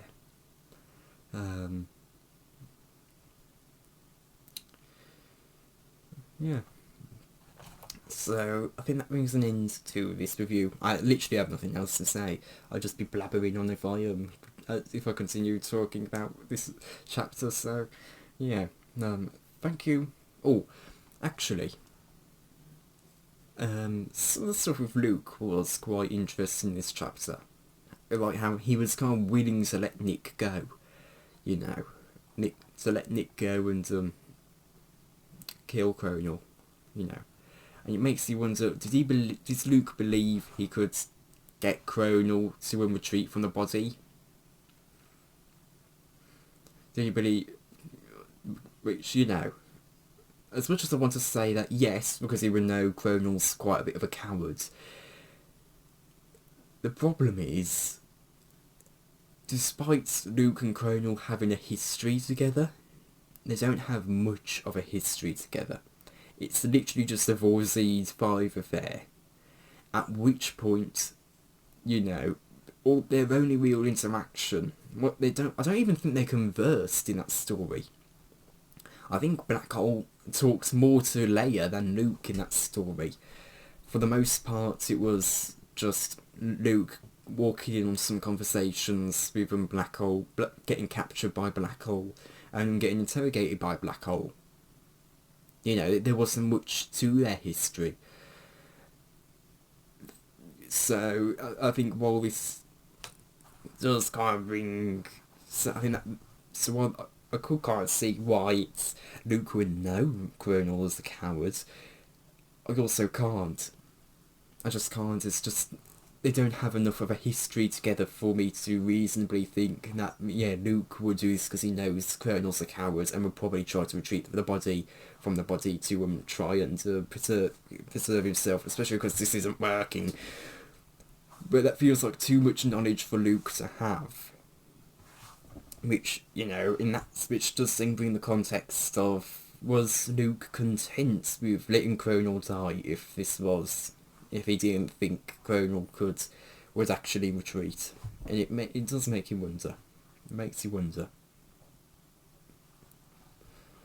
But, yeah, and of course you have Luke bringing up saying, I warned you not to underestimate my powers. Again with Luke, again referencing Anakin, and it shows again how he's getting closer to Anakin in this story. You know, since the whole situation in the election centre, you know, Luke, it feels like he's been running thin. It feels like there's something going on that it feels like he's really running thin now. He's really struggling to hold it all on and together. And even though it does keep describing him as being rather plain and calm, and he says lots of these things, I think you can kind of tell that he's really running thin. He's really trying to hold it together here. And I think that maybe is one problem with this book as well. It's trying to show Luke in conflict with the dark and trying to make it seem like, and trying to believe that, you know, these lives are worth saving. Then it kind of just goes back to Luke being Luke, and I think that's probably one of the problems with this book. But that's something we can get more into when we get round to just more generally talking about this book. So yeah, but thank you all for watching, and goodbye. Hello everyone. So a couple of days ago I read chapter 18 in the debriefing of Luke Skywalker and the Shadows of Mindor. I didn't want to say Last of the Jedi then, but now that I think about it I probably did. I decided to take a couple of days break before doing the review. You know, this has taken me almost 2 weeks to read, and I barely even had a week. I don't even think I had a week break from coming off Last of the Jedi, which was the 3-month read. So I just wanted a bit of a break before actually getting into this.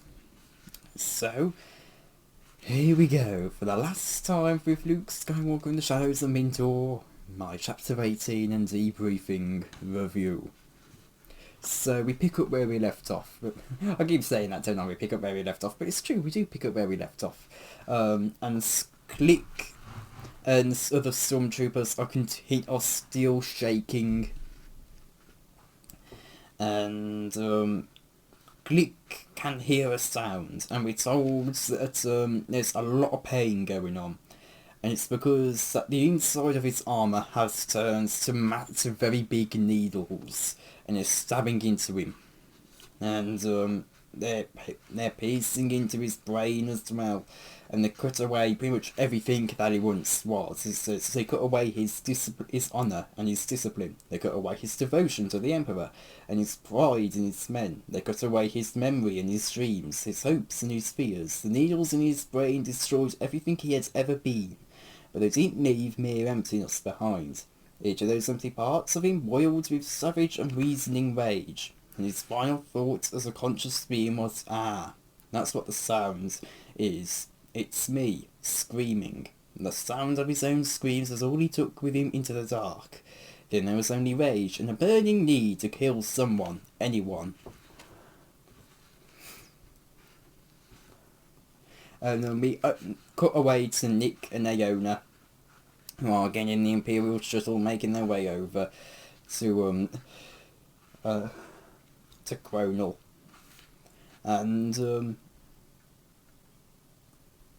Nick is, of course, watching Cronal in his head. And they then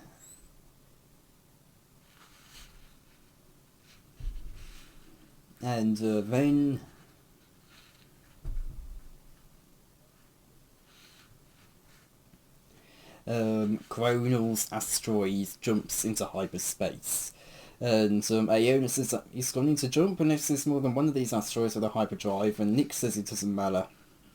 And Aona says that his navicomputer's set for the wrong jump out point, and Nick says he's not going for a jump out point, he's going for deep space. And Aona asks how they're meant to find him, and Nick says he can find him because he can run but he can't hide, not from him because of course with all the Melt Massive stuff. And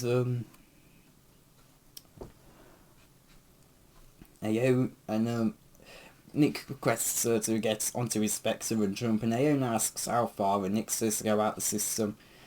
And Aona says that you're the boss, and Nick says if only you knew how long I've been waiting to hear that. And they're about to make the jump, and they wind up failing.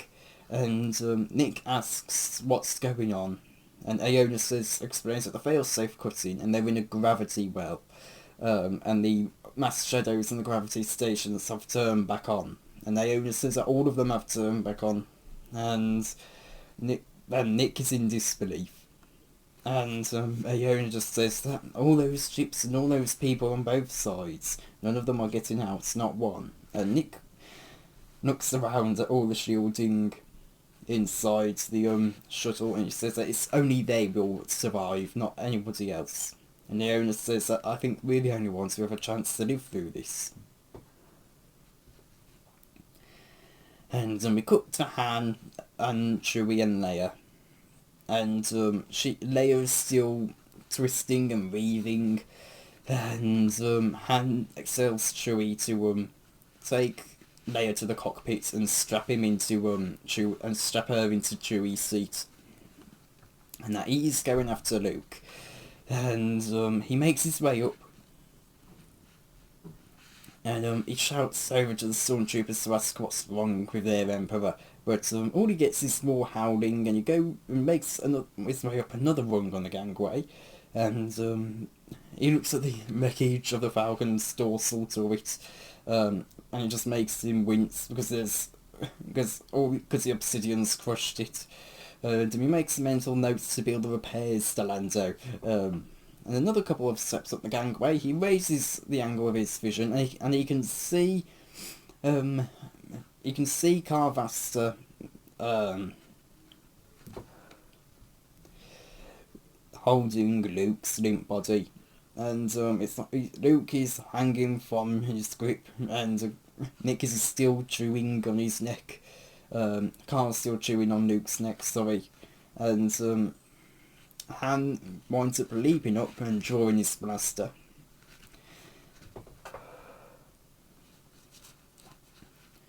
And he says, "Hey, monkey breath, chew on this," but he can't really fire because Luke's in the way. You can't just fire from the hip. And Han knows, of course, from earlier that stun blasts are useless on Car. And eventually, as Han starts to aim his blaster,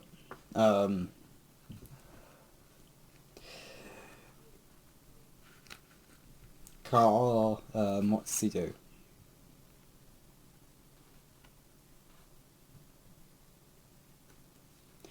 Car just lets go, and it pulls out some Melt Massive from Luke's body. And there's some Melt Massive in his own Vasta's own hands as well, and Han's blaster gets pulled out his hands by some invisible force, and he says that he's asked to learn to hang onto that thing with two hands. And he bounds forwards with a chunk of obsidian. And he's about to smash it down,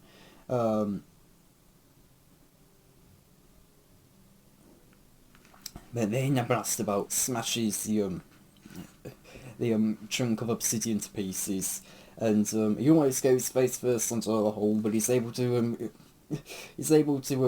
make a clumsy somersault that lands him flat on his back, and he sees Luke's hands holding hands the L-44 at him, and he says that, "Do you not told you to go?"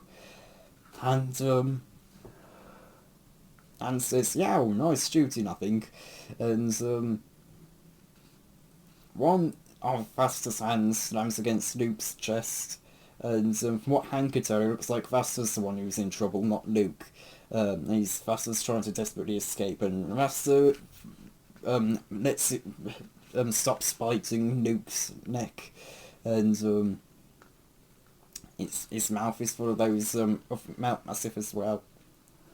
And Luke's neck is also got a bit of it isn't bleeding. It's got another thatch of those melt massive crystals, and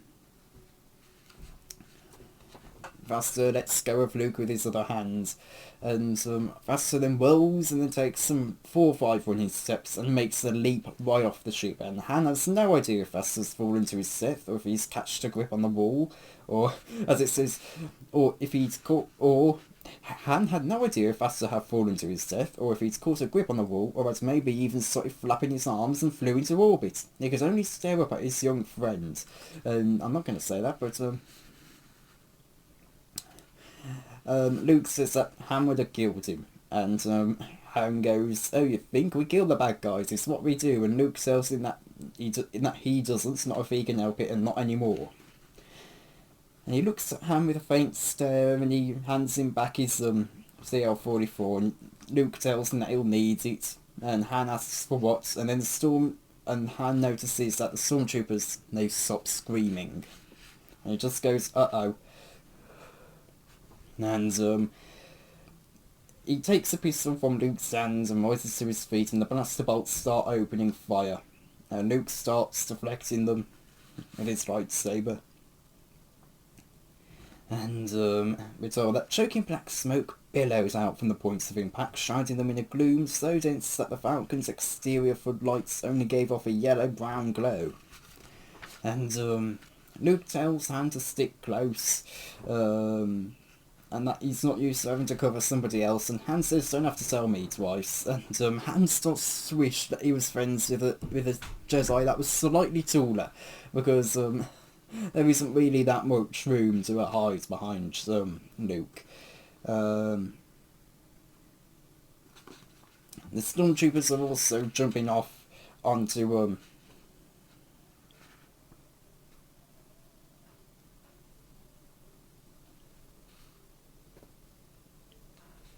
have I missed it or?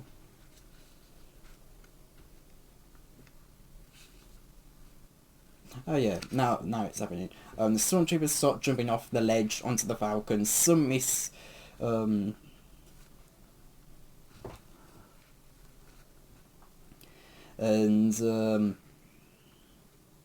some bolts that Luke's deflects back hit the troopers, and it causes them to miss the Falcon, but doesn't still make it onto the hull, and all of us and. The ship has also bounced off the walls hard enough that Han needs to has to grab onto Luke to keep his balance, and it's again the volcano breaking up. And Han thinks that this was a losing proposition under the best of circumstances, which these aren't. And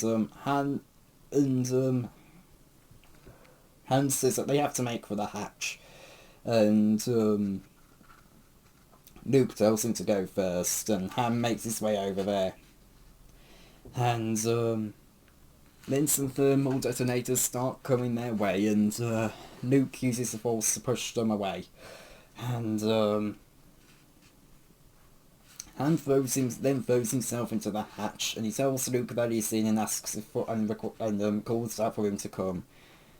And Luke still has no sign of coming, and Han tells him to not be an idiot, and Luke says that he's going after Vasta and to go save Leia and not wait for him.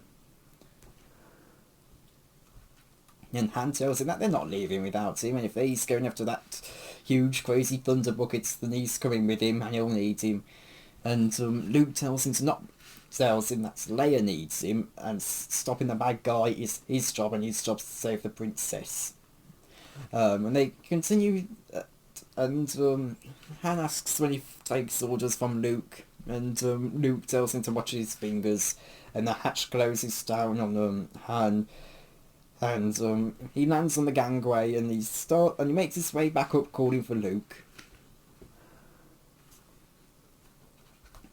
And he starts pounding on the hatch with the butt of his blaster, and then he realises that the ones in the hull above are old line Imperial troopers, the kind who specialise in cracking ships. And he thinks that if any of them aren't busy trying to kill Luke, they'll be busy trying to peel the hull, and they could then get inside and kill Han, Chewie and Leia. And Han then makes his way over to the cockpit, and Han tells Chewie to charge up the stun field. And Chewie asks about Luke, and Han says that he's not coming. And they watch as a couple of stormtroopers fall past the cockpit, with blue energy still crackling over their black armour. He thinks that maybe some other day he would have stayed to fought it out, but Leia's strapped into Chewbacca's co-pilot chair, and he's still weaving and moaning, and it's twisting Han's art. And Han says that Luke has a job, as he's doing his job, and they have to do theirs. And he heels the ship over, and makes his way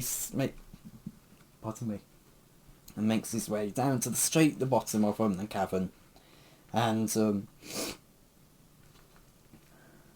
he starts blasting with his remaining quad, so but it doesn't really chew through. And Han tells Chewie to strap in, because this is about to start with a bump, and because they're about to crash into it.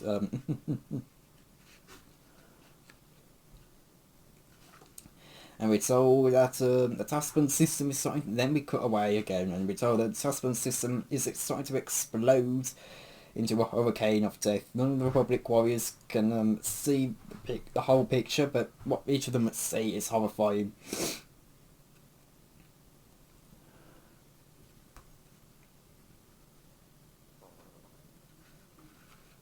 And Lando's on the bridge of the Remember Alderaan again, and he's just watching over the shoulder of the NavOps officer as his readout shows the gravity wells again being turned on. He just says, no, this can't be happening.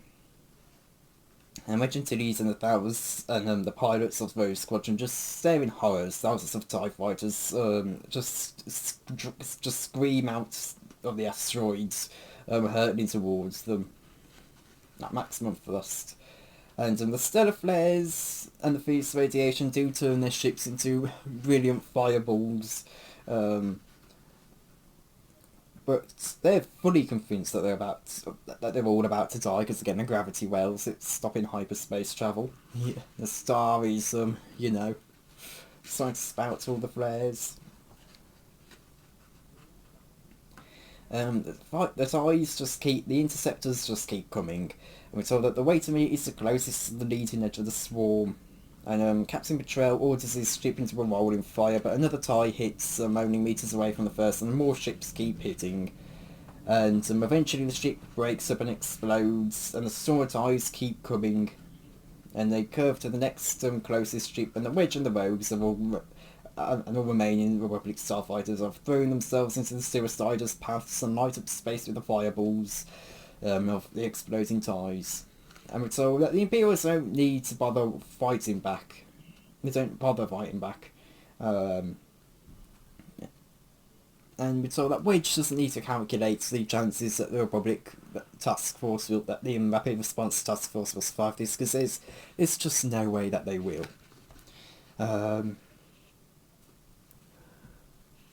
And we're told about the inside of the hold of the Lancer. It has all the screaming stormtroopers in there. It's stood the hairs on French Jesus' neck.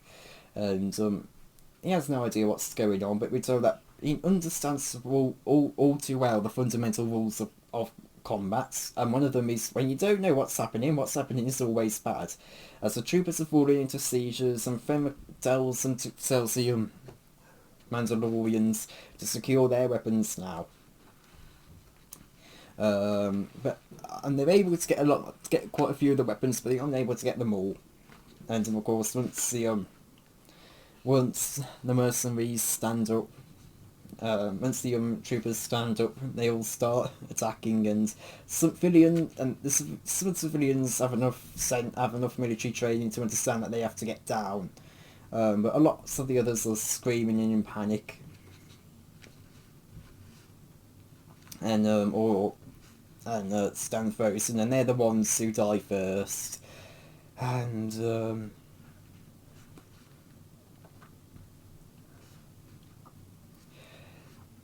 troopers continue to open fire, and of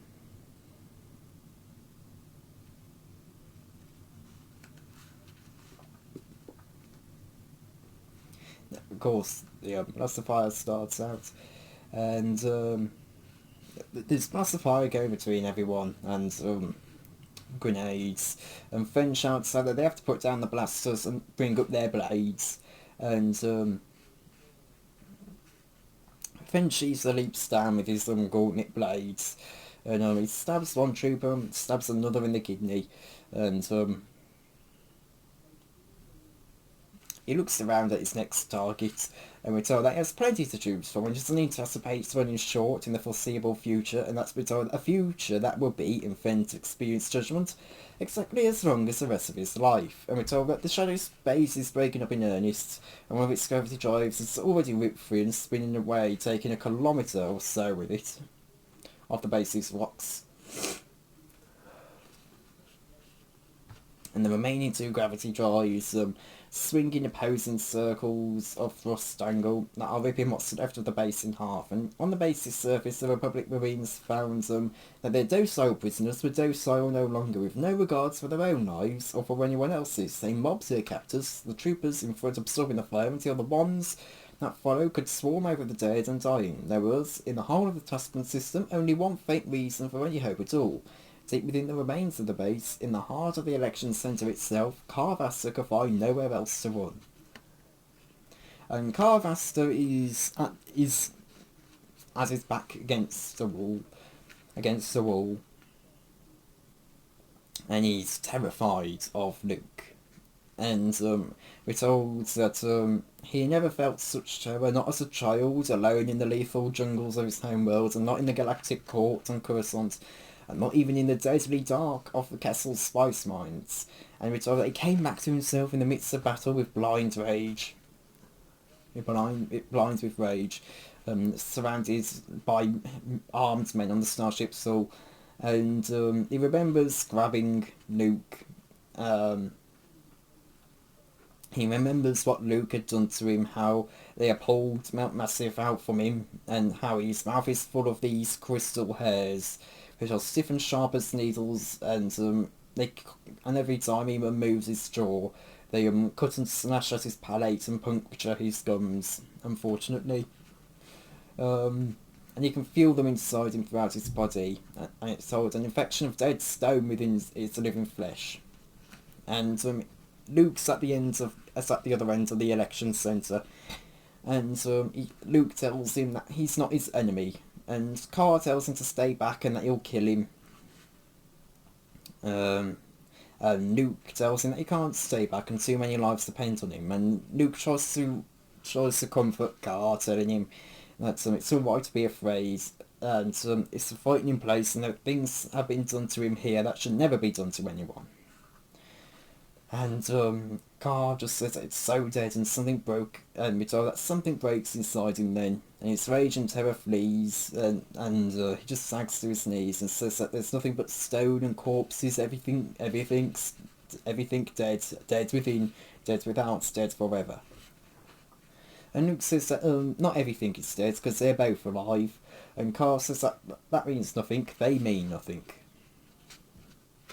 And Luke extends a hand out to Carr, and he says that says that we're the only meaning, and Luke tells him that we're the only meaning there is. Trust me or kill me, Carl. In the end, it'll come out the same. I will not harm you. And Carl asks what he is and what he wants from him, and Luke explains that he's a Jedi, and he tells him his name, and he says, I want you to take my hand. And deep in hyperspace, we cut over to Cronal, who's reaching for the Shadow Crown. I assume this is just the Sunset Crown, but it's not really made clear. I assume it is just the same as the Sunset Crown.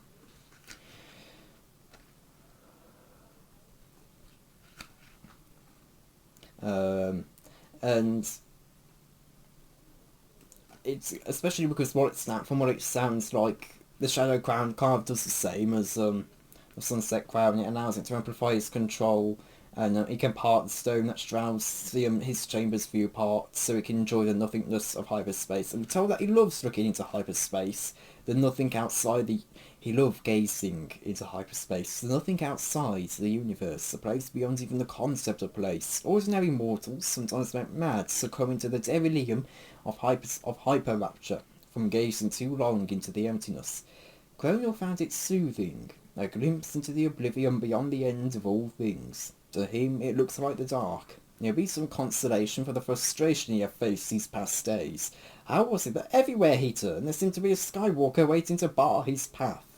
Still, the Skywalker boy's weakness had been a gift. How fortunate he was that Skywalker had lacked the strength of character to simply kill him. Even in Cronal's wandering through the trackless waste of hope where he had lost his way, he still had managed to deliver a blow to the infant Second Republic, from which it would never recover. Not to mention, he still had the advanced gravitic technology made possible by the prosperities of Melt Massive, and yet the Shadow Crown itself. And we're told about how he lost his chance to have a new body, one that was far better, and still have his original power. But we're told that he still has his original powers intact. And we're told that in a few days, and that would be long enough to be certain that all the Republic there has died. He would go back and harvest the Mount Massive from the asteroid clouds and begin anew. And we're told that he would not repeat his mistake, however. Never again would he seek to build rather than destroy. Never again would he create anything but engines of ever greater destruction. Never again would he forsake the way of the dark. Its rule of the galaxy would be no mere second imperium, it would be the reign of death. He would preside over a universe of infinite suffering whose only end would be oblivion, meaningless as life itself. He was author of the final act in the saga of the galaxy. With that dream to comfort him in his temporary exile, he lowered the Shadow Crown upon his head, and sent his will into the dark beyond darkness to take control of the minds inside the stone. But when it's meant to be dark, he only sees light. And it's Luke. We're told that it's more than light, it's the light. And it's the power to drive off the dark. And Cronal thinks that this is inconceivable, and wonders what could heat his absolute zero and banish his infinite night. And then a voice comes, of course, to Luke, and he says that you should know, you invited me here. And Cronal can kind of tell where Luke is. A shape of light kneeling in the election centre in the darkest heart of the Shadow Base, and his hands suddenly interfolded with the paws of Carvasta, and we're told that he had linked his shadow nerves to Vasta's, and through the intimate connection between Vasta and Cronal, he had somehow stretched forth to touch the Shadow Lord himself. In the dark, Cronal saw Skywalker's smile. Thank you for joining me here. I was a little worried you might get away with that silly crown of yours. And Cronal thinks that this is impossible, because this is hyperspace, and hyperspace could not interact with real space. And Luke tells him that Ben Kenobi was in hyperspace when he felt the destruction of Alderaan, and no wall can contain the Force. And Cronal thinks about how the Force and how these Jedi keep nattering on about the Force. And he thinks, did any of them comprehend how naive and foolish they were? If any of them had ever had so much as a glimpse of the real power of the dark, that glimpse could have snuffed their tiny minds like candles in a hurricane. And Luke thinks, and then Luke replies, was my tiny mind snuffed? I must have missed that part. And Cronal can sense his gentle amusement, and he thinks that this simple-minded youth has fooled himself into believing that his paltry light could feel the infinite dark. And he thinks that let him shine alone with eternal night, within eternal night, and he opens himself fully to the dark. And he starts expanding his metaphorical sphere of his metaphorical event horizon to try and swallow the universe and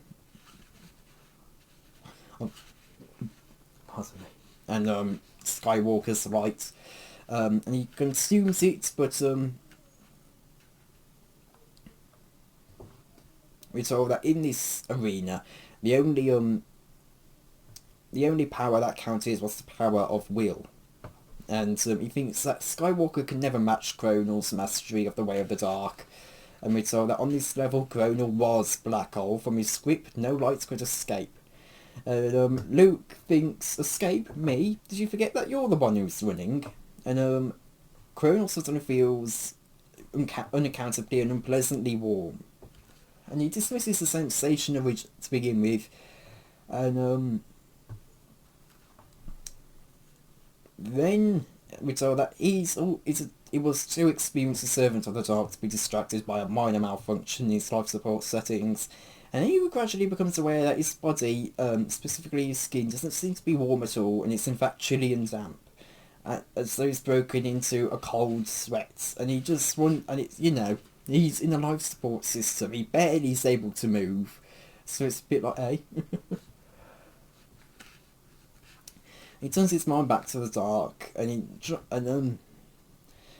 he examines the abyss of darkness he had become and finds it to be flawless and perfect. And he continues thinking that this boy, this infantile Jedi-ling, had thought his meagre light could stand against that power. Clonal's black hole had swallowed every last lumen. Skywalker's light was gone forever. His puerile force trick of light had done nothing to Clonal whatsoever. That's because I'm not trying to do anything to you. I'm doing something through you. What? How could Skywalker still speak?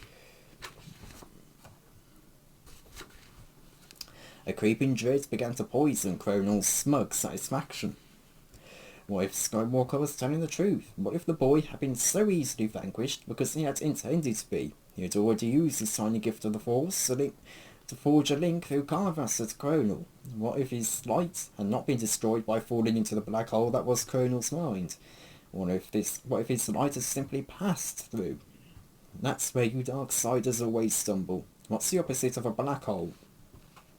And we're told how Cronal had heard of this cosmological theory before, that matter falling into a black hole passes into another universe, and that matter falling through black holes into other universes, falling through black holes in other universes can pass into ours, and bursting forth in pure transcendent energy. And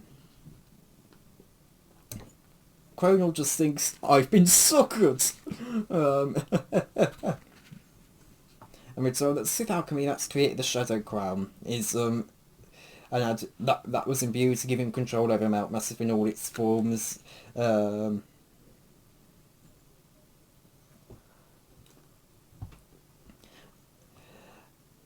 Luke had pretty much, it was the Sith alchemy that had created the Shadow Crown, had imbued it with control. That had created the Shadow Crown, had imbued it with control over Mount Massive in all its forms. To drown Skywalker in the dark, Cronal has opened a channel into the crown through the crown. Through the Shadow Crown, Skywalker's light could shine upon every crystal of darkness, every shadow trooper, every gravity station, every millimetre of the shadow web of crystalline nerves in his body and vessels, and Cronal's own. With a snarl, he yanked his mind back into his body. It would require only a second to pull the crown from his head. or it would have if he could have made his arms work. In the shimmery glow from the view screens within his life support capsule, Gronal could only sit and watch in horror as his skin began to leak black oil. This black oil flowed from every pore in his ears and his nose and mouth and eyes. This black oil drained even from the channels within the shadow crown. Not until the last drop of it had left his body could Gronal even take a breath. He did not, however, have time for more than a single breath before the melt massive re-hardened, encasing him wholly in a sarcophagus of stone.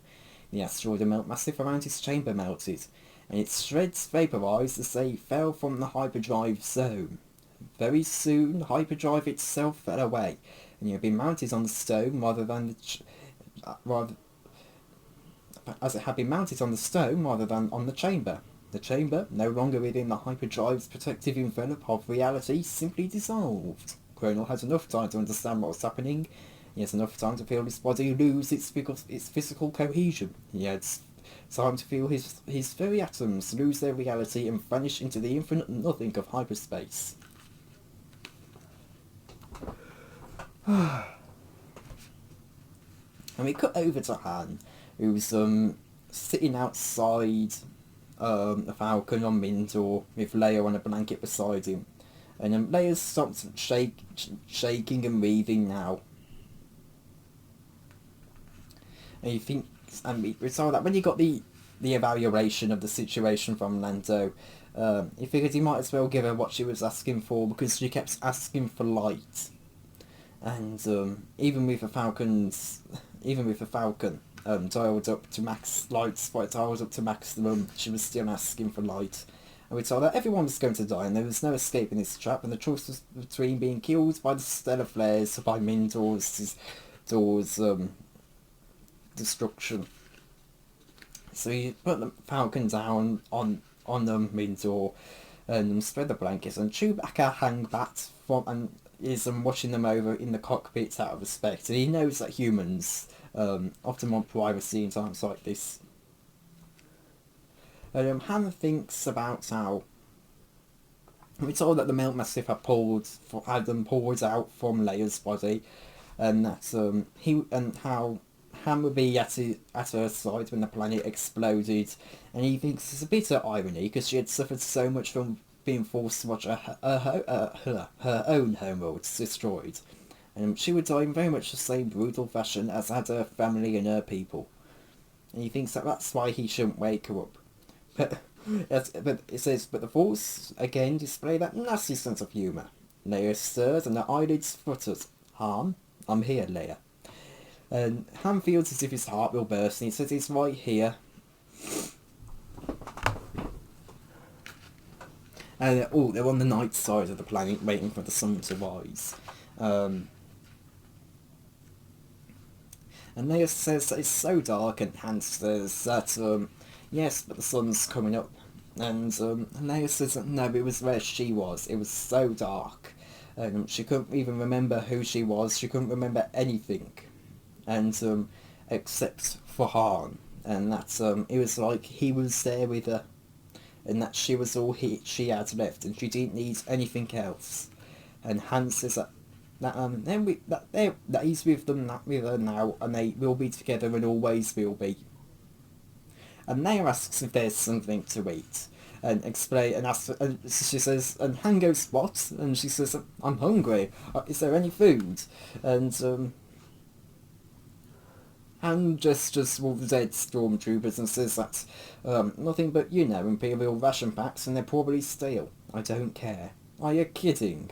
She shrugged and gave him a smile that even now, even here, minutes from their deaths, made his heart race and his breath go short. We'll make it a picnic, she said. We'll have a picnic and watch the sun rise one last time. Yeah, he said. That sounds good. And so Han takes some of the ration packs off the dead troopers, and they sit together, eating in silence as the horizon starts to blaze, as if the planet was on fire. And Han says that, well, one thing's for sure, this is one meal we'll never forget as long as we live, huh? And Leia smiles and says, always the Joker, even now, even here. And Han says that, well, you know, we always get romantic when we're about to die. It was getting repetitive. And Leia says that she thinks they should respect the tradition. And Han goes, you do. And Leia says, kiss me, Han, one last time. And they get very close to one. And then Chewie calls out to Han. And Han goes, what, Chewie, you sure? And Han gets up, and Leia asks what it is, and Han says, all those other kisses you were talking about. Oh yeah, I missed the line here. Once for all the kisses we'll never get. And Han says, all those other kisses you were talking about?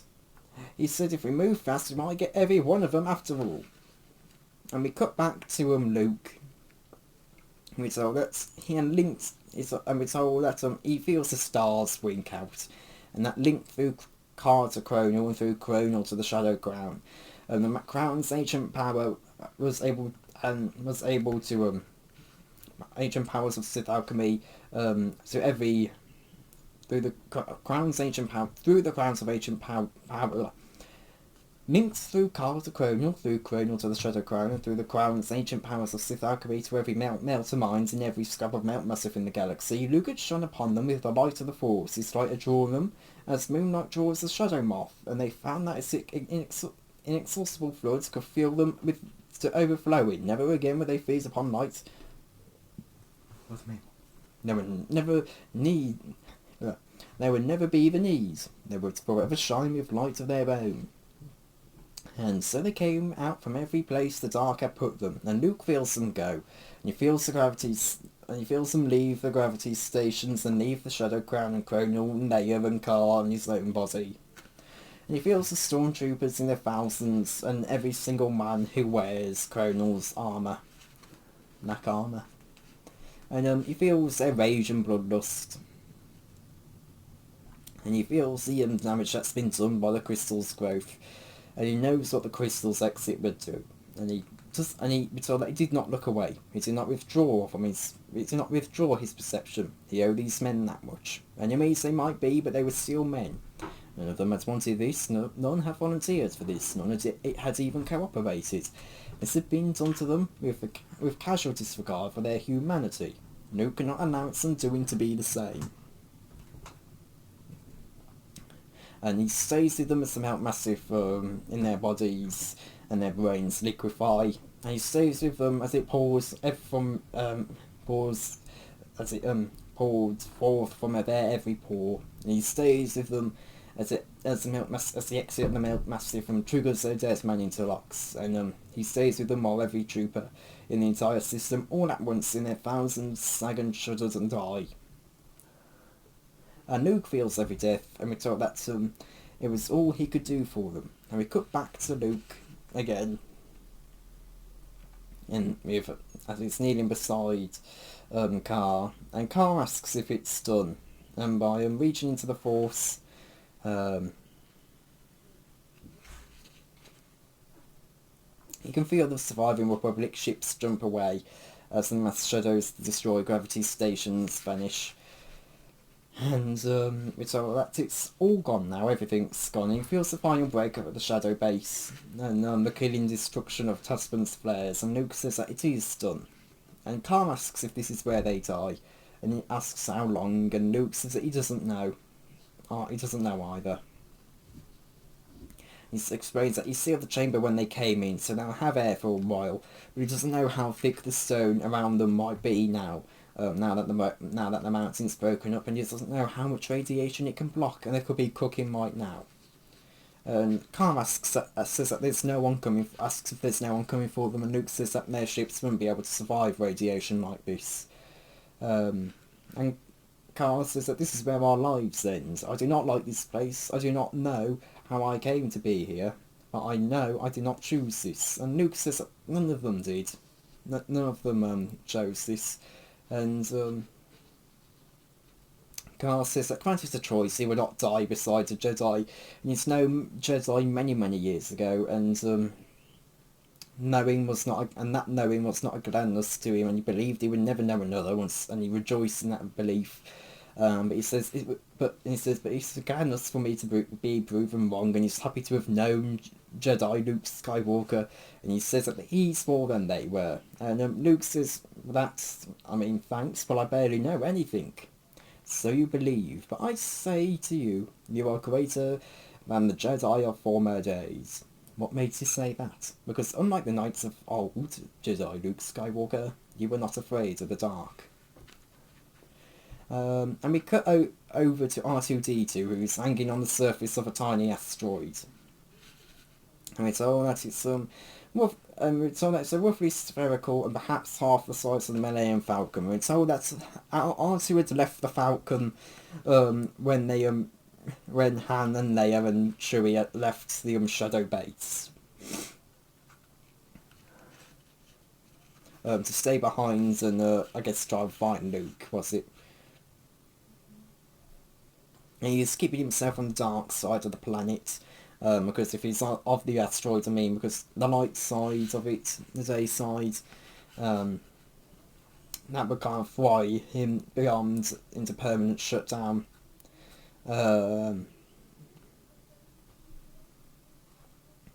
He knows that if he stays here, eventually he'll start making his way to the star Taspin. And then the radiation from other asteroids will be reflected back at him and he'll be deactivated anyway. And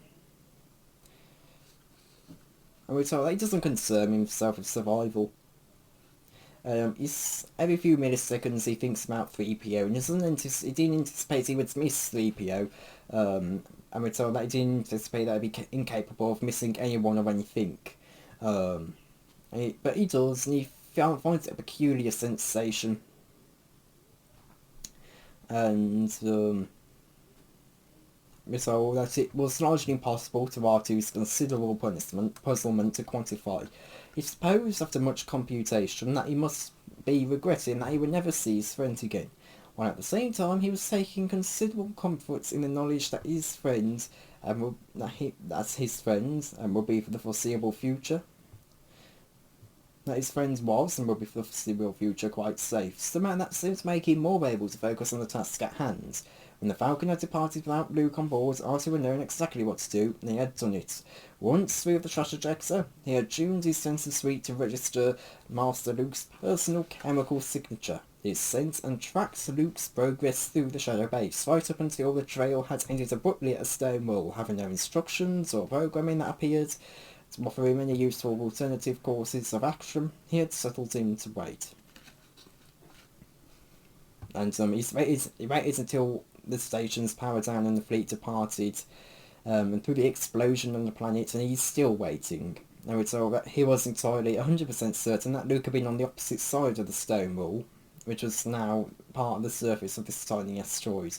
And Luke is still inside the ball of rock. And we're told that though Luke's own chance of personal survival was only fractionally greater than R2's, which is to say for all practical purposes non-existent, the astromech would continue to clamber along the asteroid's dark side and keep himself functional until he could do so no longer. Because we're told that there might be a very slight but measurable chance that he could still help. And then the peculiar motion in Starfield attracts his attention, and it's one point of very bright radiation reflected from Taspin. And it moves across the system's plane of the ecliptic, rather than along it, and it's moving in retrograde, as in against the general direction of the asteroid field. It doesn't travel with the consistent velocity that would be expected from a body who was subject only to the laws of orbital mechanics. And R2 realises that it's accelerating and slowing down and speeds up again, and there's only one probable explanation in his mind, and he activates the telescopic zoom feature on his optical sensor and is able to confirm his calculation. It's specifically a Lambda T4A shuttle. And so he opens up a comm hatch in his dome and his parabolic antenna, and he aims it precisely, calculating for light speed delay. And he broadcasts a distress beacon, and the shuttle flies over, lands onto the asteroid, and clamps itself on, and it goes into hyperspace, and it says, Artie spent the hyperspace transition reviewing his calculations, but they were impeccable. The design of an evil but brilliant man had been thwarted. Luke would survive, Princess Leia and Han Solo had escaped, C-3PO was assuredly safe, and R2-D2, to the best of his self-diagnostic subroutine's ability to determine, had not in fact undergone a quantum phase transition into a Lovecraftian Goonie bird. The odds against this outcome were literally incalculable. The universe, R2 decided, was an astonishing place. Oh. Now, I'm actually going to give my review for the chapter here before I do the debriefing with summary. I quite enjoy this. Now, I was only able to get 6 pages into this chapter before I was getting distracted by noise when I was reading this the other day. Then I was able to gradually make my way throughout the rest of the chapter. I can see why a lot of people... I can see why... I know I read somewhere that someone had said... I remember reading someone saying that Cronal's death in this book was perfect. I'm not too sure if I go so far as to say that, but it was a very good death. And it's very interesting to see how, how much of a coward he was, and how Luke was able to kind of turn his cowardice and his evilness and his power against him. It's very interesting to see that. The moment between Han and Leia on Mindor, that was very sweet. And again, every time there's a... It seems like every time there's about to be a moment of romance gets spoiled. There was someone else as well that I've been talking with, and I remember, and he said that Click and the other troopers deserve better, and I agree, they do deserve better. I think it is maybe a bit... I think if there is anything about this, it feels a bit of a cheap way to kind of end some of these characters' journey in this, like Han, Leia and Chewie's final appearance. That was with on Mindor. Fensheet's final appearance was fighting the was fighting the what's their names, the Shadow Troopers. Actually, wait, did it mention Shadow Troopers by name? Now that I think about it, did it? I think it mentions Shadow Troopers as Shadow Troopers, did it not? No, just the Stormtroopers, okay. Funny how it seems to be every time the Shadow Troopers appear in Cronal stories, they're just referred to as Black Armoured Stormtroopers. To be fair, I've not gone through the campaign scenarios of Star Wars Galaxies that have of the Star Wars Galaxies card game that have Cronal yet, but I read them a while ago. I need to reread them alongside Collapsing New Empires. But yeah, I enjoy this chapter, and I'm not entirely sure about Carvas's characterisation. I have not read Shatterpoint. But I do kind of like it. It definitely seems contrary to what I've heard from how it was described in this book. But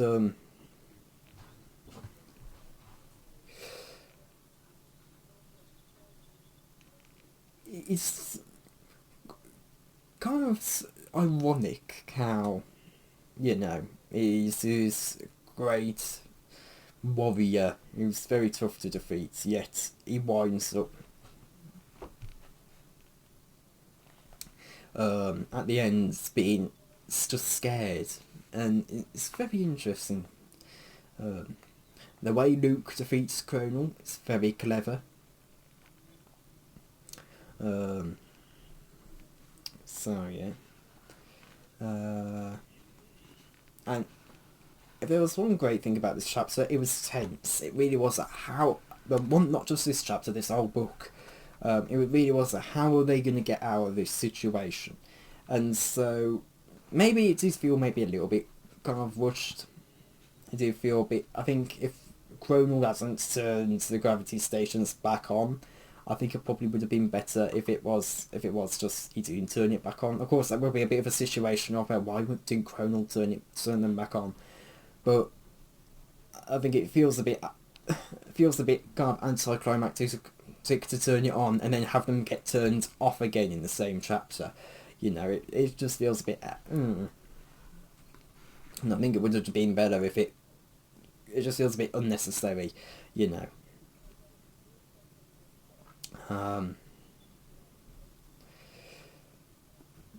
I do wish we kind of got a bit some more definitive kind of conclusions to some of the characters in here, you know, because with like Franchise, the last moments we see of him is fighting the Shadow Troopers. Han, Leia and Chewie, the last moments we see of them in this book, they're they're leaving Mindor. Luke and Car's final moments is of them talking about how they're about to die. Nick and Naona's final moments are of them thinking that everyone except they're not going to die. You know, I think if there is one thing, we probably need a couple more. I think if there is one thing, I think we need a couple more definitive kind of ending to some of these characters, to some of the storylines. So yeah, even if it, like an epilogue probably would have worked well. I know we kind of got the epilogue in the debriefing, but you know that's kind of tied. That's more tied to the briefing rather than the main story itself. So maybe just one more shorter chapter. It kind of just gives a bit more. Pardon me, a bit more of a conclusion to all the characters. I think probably would have probably been the last thing that would have made this book a little bit better. Now on to the debriefing, and this is a part of the book that probably makes or breaks it for a lot of people. And Gepton is pacing in Luke's room, in Luke's living room, and we're told, how is it possible he could be so nervous? Imagine at such an age, because keep in mind he's like 70 at this point. After such a long and varied life, to find oneself very nearly overcome with what could only be described as authorial vanity. He was entirely flabbergasted at how desperately he wanted, how badly he needed Skywalker to like the story. The expression on Skywalker's face when the young Jedi returned to the sitting room hinted rather broadly that in this, as in so many other things, Gepton was destined to disappointment. "What is this garbage?" And Luke throws the holometer at him. And Gepton goes, it's not to your taste then. My taste? My taste? And Luke flushes a bright red. And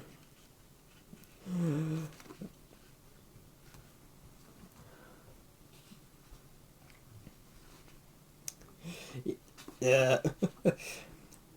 His veins start studding out from his forehead in an effort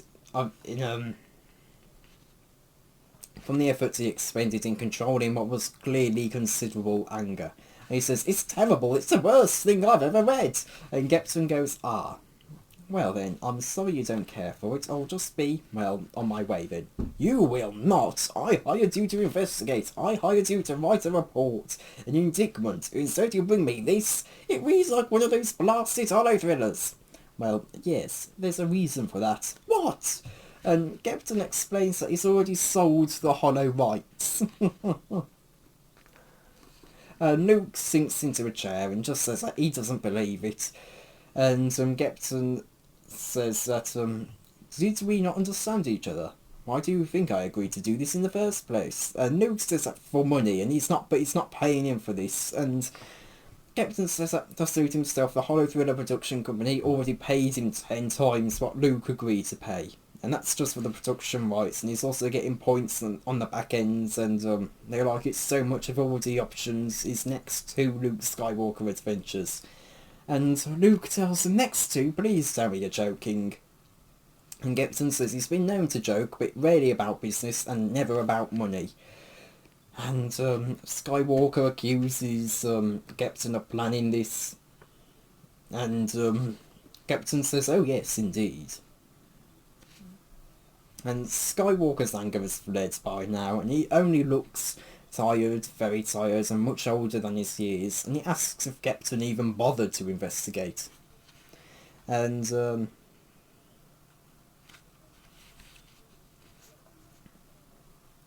Gepton says, "Oh, of course. Verisimilitude is vital. I stand behind every word. Verisimilitude? I did not defeat Carvaster in single combat. I didn't even fight him. He was terrified and confused, and aside from one, well, bite, he just ran away. I didn't cut off his arms with my lightsaber, and I don't even know what a vibro shield is. I did take some liberties. Call it artistic license. It's just so..."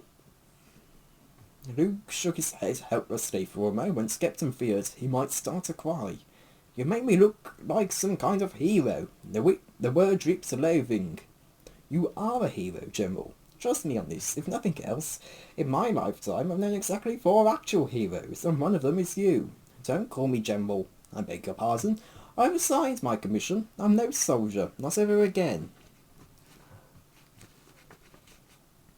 Gepton asks what he is, and Skywalker's eyes go hooded, and he says that he killed all those men, and Gepton says that he had no choice, and Luke argues that there is always a choice, and Gepton says that then he made the right choice, and that's what the story is about. And he says, "Don't you understand? You are more than a man now. You're a symbol of everything that is good in the galaxy."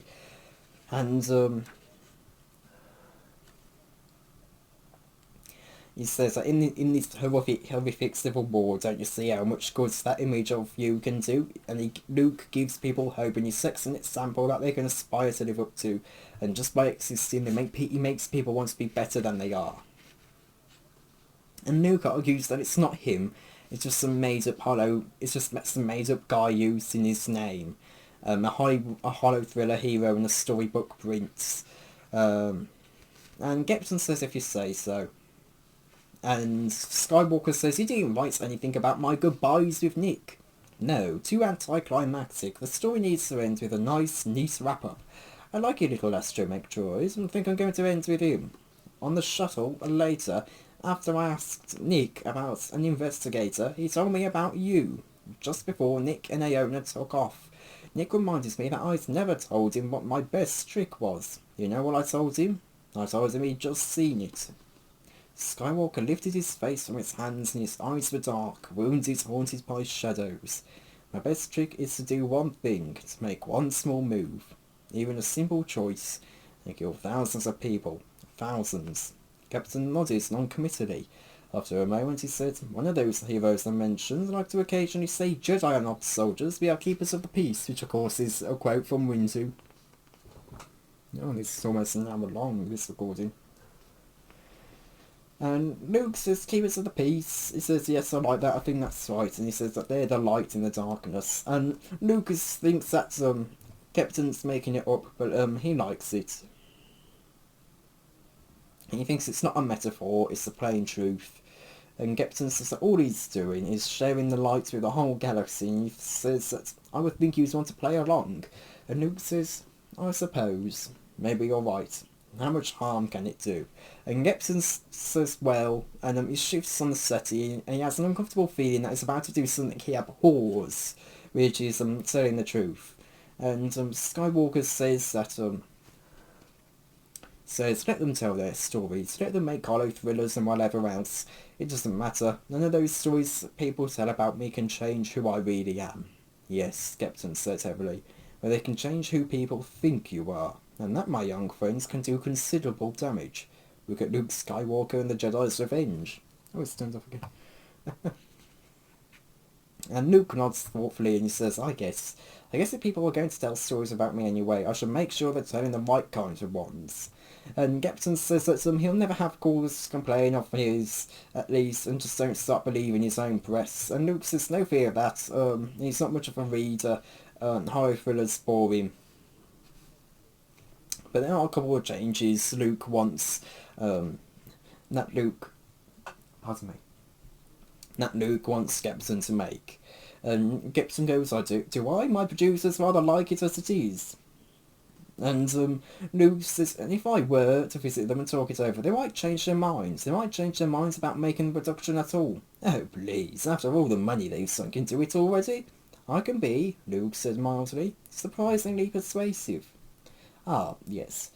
I suppose you can. Very well. What changes? You made the deaths of the Shadow Troopers seem almost like an accident, like I didn't know it would happen. But I did. I knew what I was doing, the story has to say so.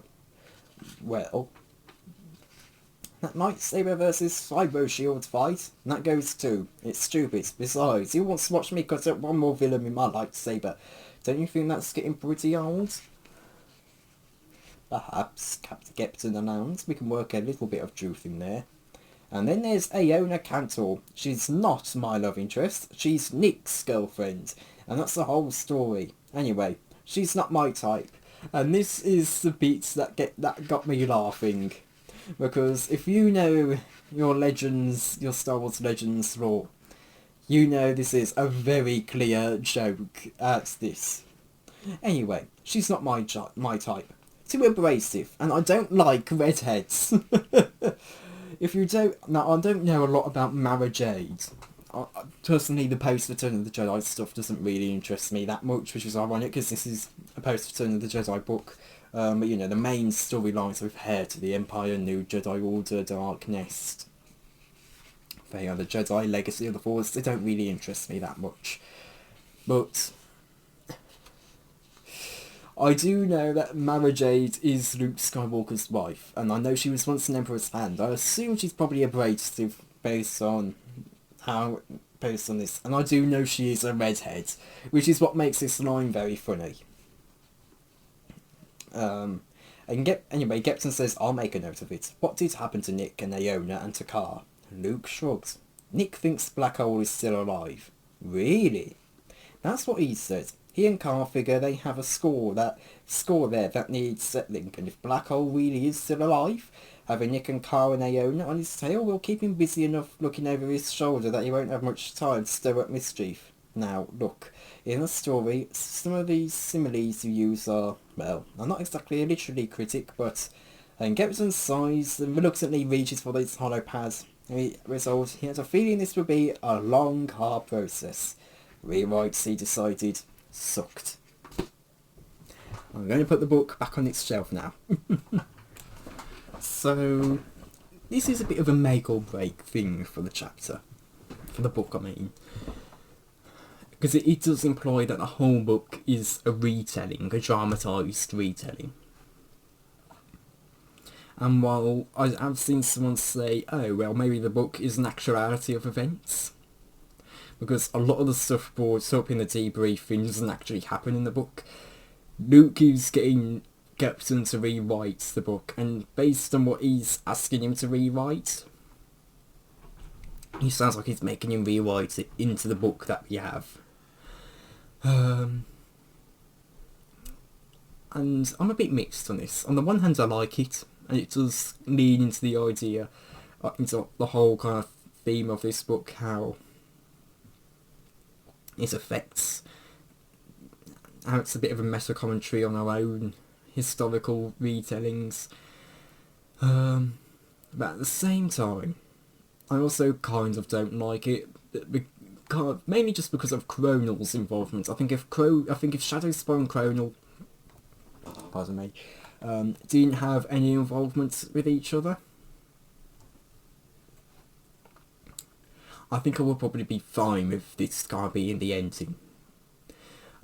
Just because Chronal, without this book, Chronal's personality is non-existent. Gambler's World does nothing in terms of giving him a personality.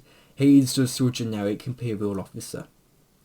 So, without this book, Chronal is a very nothing character. Even with all the lore built surrounding him in like Emperor's Pawns, you know, even with, I guess, even the Spoilers of an Empire, which came out after this book, he still feels just such a nothing character without this book. You can't need this book in Chronal's story to establish what he's like as a person. And just amounting that to this being an exaggerated retelling kind of just really does nothing for Cronal, really. It doesn't really do anything for Cronal. It's such a shame, because he's an interesting character, yet he's also such a nothing character. It's a real shame. Anyway, now we're going to talk about the book more broadly. Talk about the whole book as a whole, and I've actually written down something that I'm just going to read off of. So, I enjoyed the book. The first couple of chapters are a bit rough, specifically, of course, chapter 4, because if you've gone through my reviews, you know I absolutely despise chapter 4. And I think I'll get into it a little bit later on. If I don't, I'll cover it in a bit. And anyway, I wrote down, chapter 5 is where the book starts getting better, but it is really chapter 6 where the book gets going. I really love what it did with Cronal. I read Gambler as well before going into Mindor, and honestly, Black Hole was so nothing in that story. That story ranges from fairly decent to bad anyway. And I said that it could have literally just been your ordinary Imperial officer in Gambler's world. So Mindor really did a lot in making him an interesting character. I love that the typical idea of angry villain who brings destruction is actually developed into a full-out religion in this book, in the form of the Way of the Dark and the One Truth. We also love that Cronal is established as a kind of a multitude of character archetypes that are never really typically put together. He's both incredibly smart and inventive, yet he's also extremely cowardly and runs away when in danger. And I do love how his powers and abilities relates more so to how his power and abilities relates more so to experiments and his plans rather than combat like we usually see. And I do love that. It made him rather theatrical.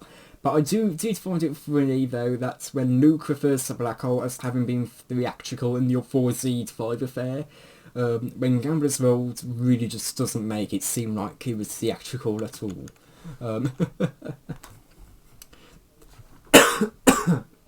Sorry. Now, I do wish I went a bit more into Luke's struggle with his arc. We got a bit of it after his awakening, but after that, we didn't really get anything surrounding it. It was really, after Luke meets Click, we didn't really see anything else. We didn't really see anything else surrounding the whole Luke's struggle with the dark. And it is a shame, because it's such an interesting idea for Luke, because he's the optimist who always sees the good, and he gets shown the truth of because Luke is the optimist who always sees the good in people, and he's shown the truth of oblivion, and he has to tackle with that. And it's such an intriguing idea that I do wish was explored a bit more, because it just basically amounts to Luke just pretending everything he knew was true, everything he knew before is still being true, and it just then never gets brought up again after he meets Click. And it just amounts to him assuming that having to pretend that everything he once knew is still true. And so it is something I wish was tackled with a bit more. It's such an interesting idea, but doesn't really get brought up again after that. As for the idea of it being a fictional retelling, again, I'm a bit mixed.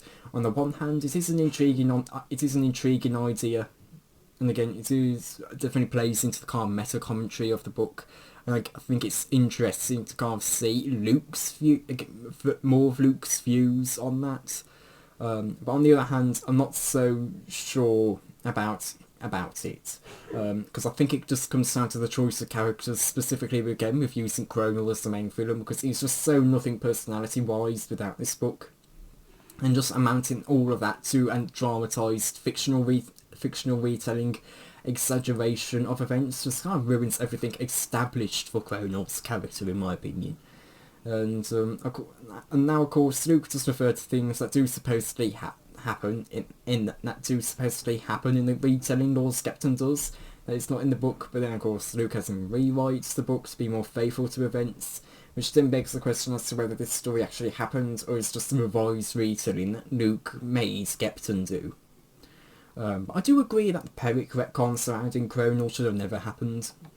And if there is one thing I like about that retcon, It is that these spoilers places the events of the Monster Maker, which is where the character of Chronal was first established before it was retconned into Black Hole. But these spoilers, Warlords of the Empire, Imperial Warlords, these spoilers of an Empire, sorry, it places the events of the Monster Maker after Chronal's resurrection as Peric. Mindor establishes at the very end that Nick and Carr believe that Chronal is alive and are hunting him down with Aona. And of course, Monster Maker has the party visit, I believe it's Tralia. So I'd like to believe that the ones who face Chronal on Tralia are actually Nick, Aona, and Carr. I think it's kind of a bit of a perfect slotting. But also, the thing is like, how does Nick, Aona, and Carr get out? Because at the very start of the book, Luke says that Nick is more than likely dead. So it's like, is he alive, isn't he? Because the end of the book makes it sound like he's still alive, but the start of the book makes it sound like he's dead. It's really confusing. Anyway, I did enjoy some of the thought-provoking stuff in the book, though it was mostly contained to the first couple of chapters and chapter 10. It really makes you think about, our own retellings and how faithful they are, and it really makes you reflect about how stories shape our own views, and how it can hurt the real people involved. Luke Skywalker and the Jedi's Revenge, again, is literally made by Chronal to make it seem like Luke was Palpatine's chosen heir. And again, the one truth is completely undeniable. You can't really deny the way of the dark and the one truth. You don't have to follow it, but you can't deny it. You don't have to be a follower of the way of the dark and bring about destruction, but you can't really deny about the truth of it. Destruction is the only permanent thing. Once something is destroyed, you can fix it, but it'll never be the same. And some things just can't be fixed. Always something new will come, but it'll never be the same. And it's one of those things where you can't really deny the way of the dark. It is, as it kind of is, the one truth. Anyway, here are the last two paragraphs I wrote. So, I give Shadows of Mindor a 7 out of 10. A good book, but I wish it went a bit deeper into some ends like Luke dealing with the dark, and I wish that the first couple of chapters, specifically chapter 4, were not such hard reads. Again, seriously, what is Subspace, Real Space DM, and Mass Shadows? Because, again, the only Mass Shadows I'm aware of are the dark spots in hyperspace alongside the Mass Shadow Generators. Mass Shadow Generator and that having something to do with Mass Shadows. And from what I remember in KOTOR 2, the Mass Shadows were what were making people sick on Manticore, but I thought there was also the wounds in the Force causing that. Also, I only really understood what he was talking about with Mass Shadows in the last couple chapters of the book, where I finally understood that, by Mass Shadows it just mean all the gravity that's stopping the ships from going into hyperspace. You could have just explained that back in chapter 4, and we wouldn't have had to go all through all this. Anyway, overall, I would suggest the book, especially if you want to know what Chronal's personality is, as it is really the only piece of Chronal media to actually establish or even feature his personality. Gambler's World is nice if you want to know that history between Luke and Chronal, but it is such a mediocre story and really doesn't have that much impact on Mindor aside from Luke and Chronal knowing each other. So you can just skip it.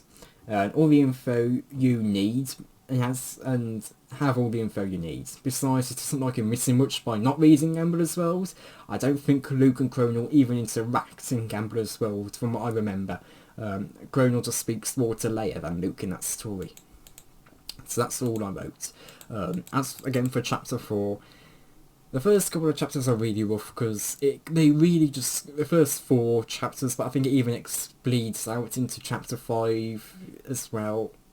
It just goes into really long-winded explanations that just leave you kind of more going what than understanding. And Matthew Stover, he'll start on one thing, start talking about another thing, and then it all winds back to where we started. But because of how long it is, it just kind of leaves you going, what, what you're talking about? And the first couple of chapters are just really tough to read. It's really, even chapter 5, where it starts easing up, it still has a couple of those long-winded stuff. And it's really only until chapter 6, which is about 80 pages in, and that ends at about 100 pages in, that the book actually starts getting a bit more tolerable. And I'd say actually starts getting pretty good in managing its wording.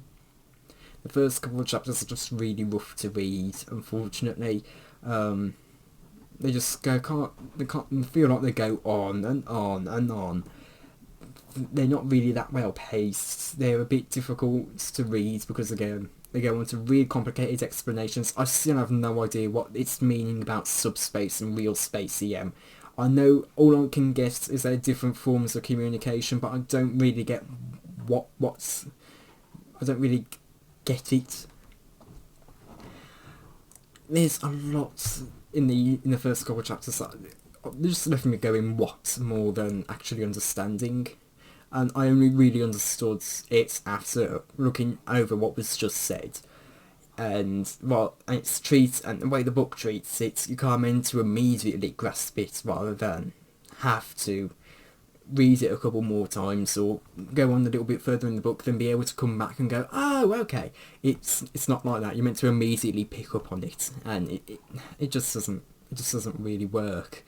Unfortunately, it's just the first couple of chapters, they are really rough reads, and I think it will probably turn some people away from the book. But once you pass those first 4 chapters, specifically chapter 4, but really the first 5, chapter 6 is really the point where the book starts getting really good and starts easing up, and that's the point where I'd say you're probably going to enjoy the book after that.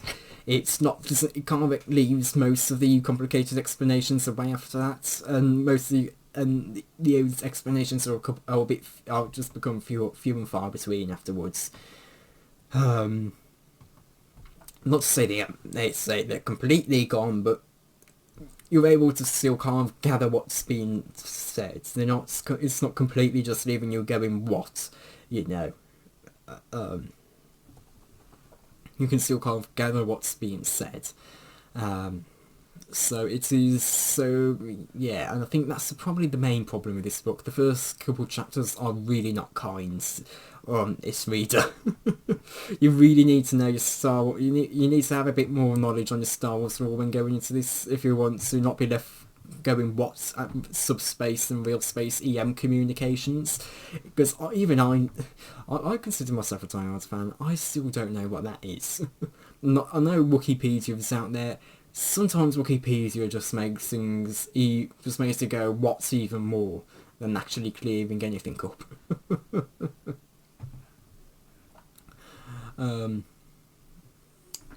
So yeah, the first couple chapters are a bit tough to get through, but once you get past those first couple chapters, it's a really good book. It's a very good book.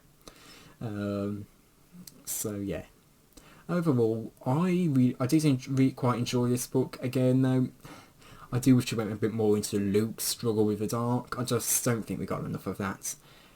We kind of got a little bit of it, and then it kind of just disappeared from the whole story. I kind of wish we got a bit more of it. Leia, it wasn't really until she, Han, Chewie and R2 had to start fighting the Melters, and then were pushed into the Melters script, that she actually started to feel like Leia. For some reason, she just kind of felt a bit childish throughout the story, for some reason, until that point.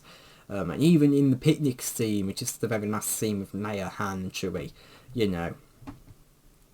for some reason, when she starts asking for food, it feels a bit childish. I guess it's kind of the way she's wording it. For some reason, it just feels childish, and it's funny because it does yet doesn't. But yeah, it's one of those books. So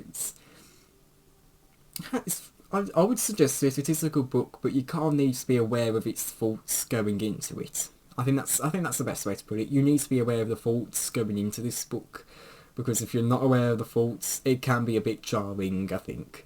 And I think all those problems I brought up with the book are stuff that I would want to know going into the book.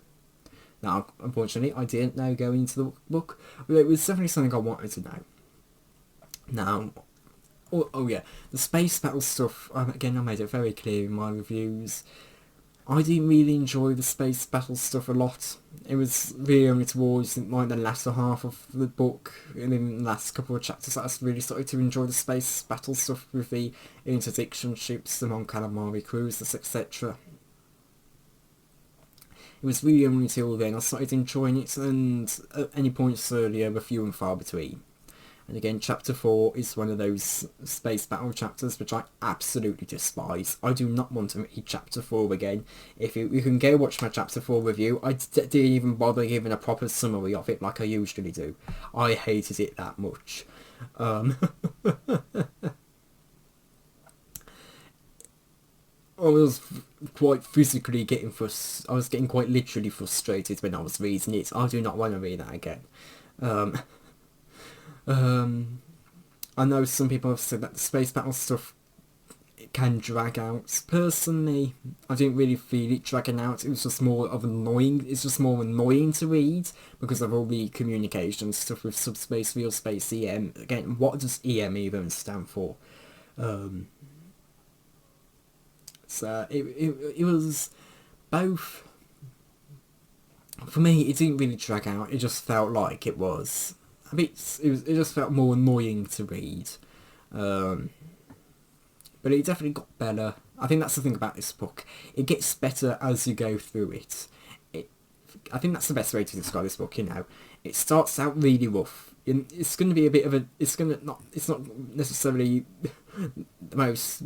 It's not necessarily the easiest book to get through to begin with. But if you stick with it and make your way through it, it does get better. It does get better, and it becomes a lot more enjoyable and tolerable, and at the end of the book I think you're probably going to enjoy it, but you need to be able to get past those first couple chapters.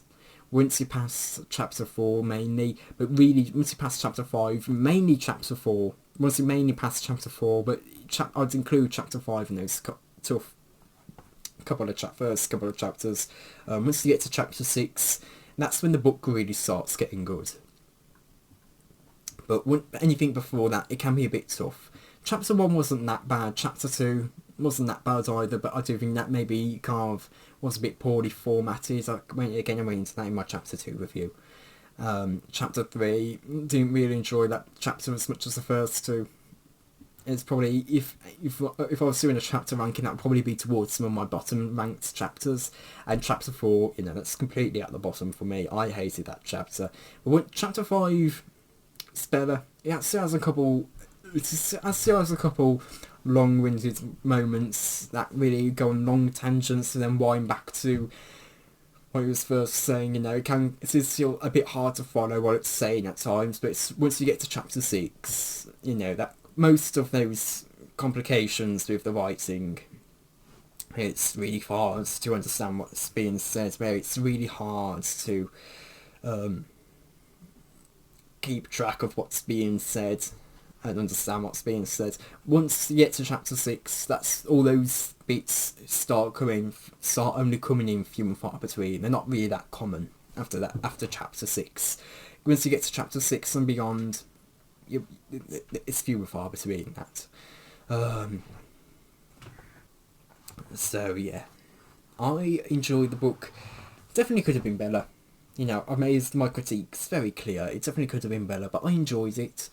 I probably would read it again, but definitely not anytime soon, because I do not want to go through the torture that is chapter 4 again. So yeah, I think that brings an end to this review, and honestly that probably should be, because this is 1 hour 26 minutes. So thank you all for watching, and goodbye.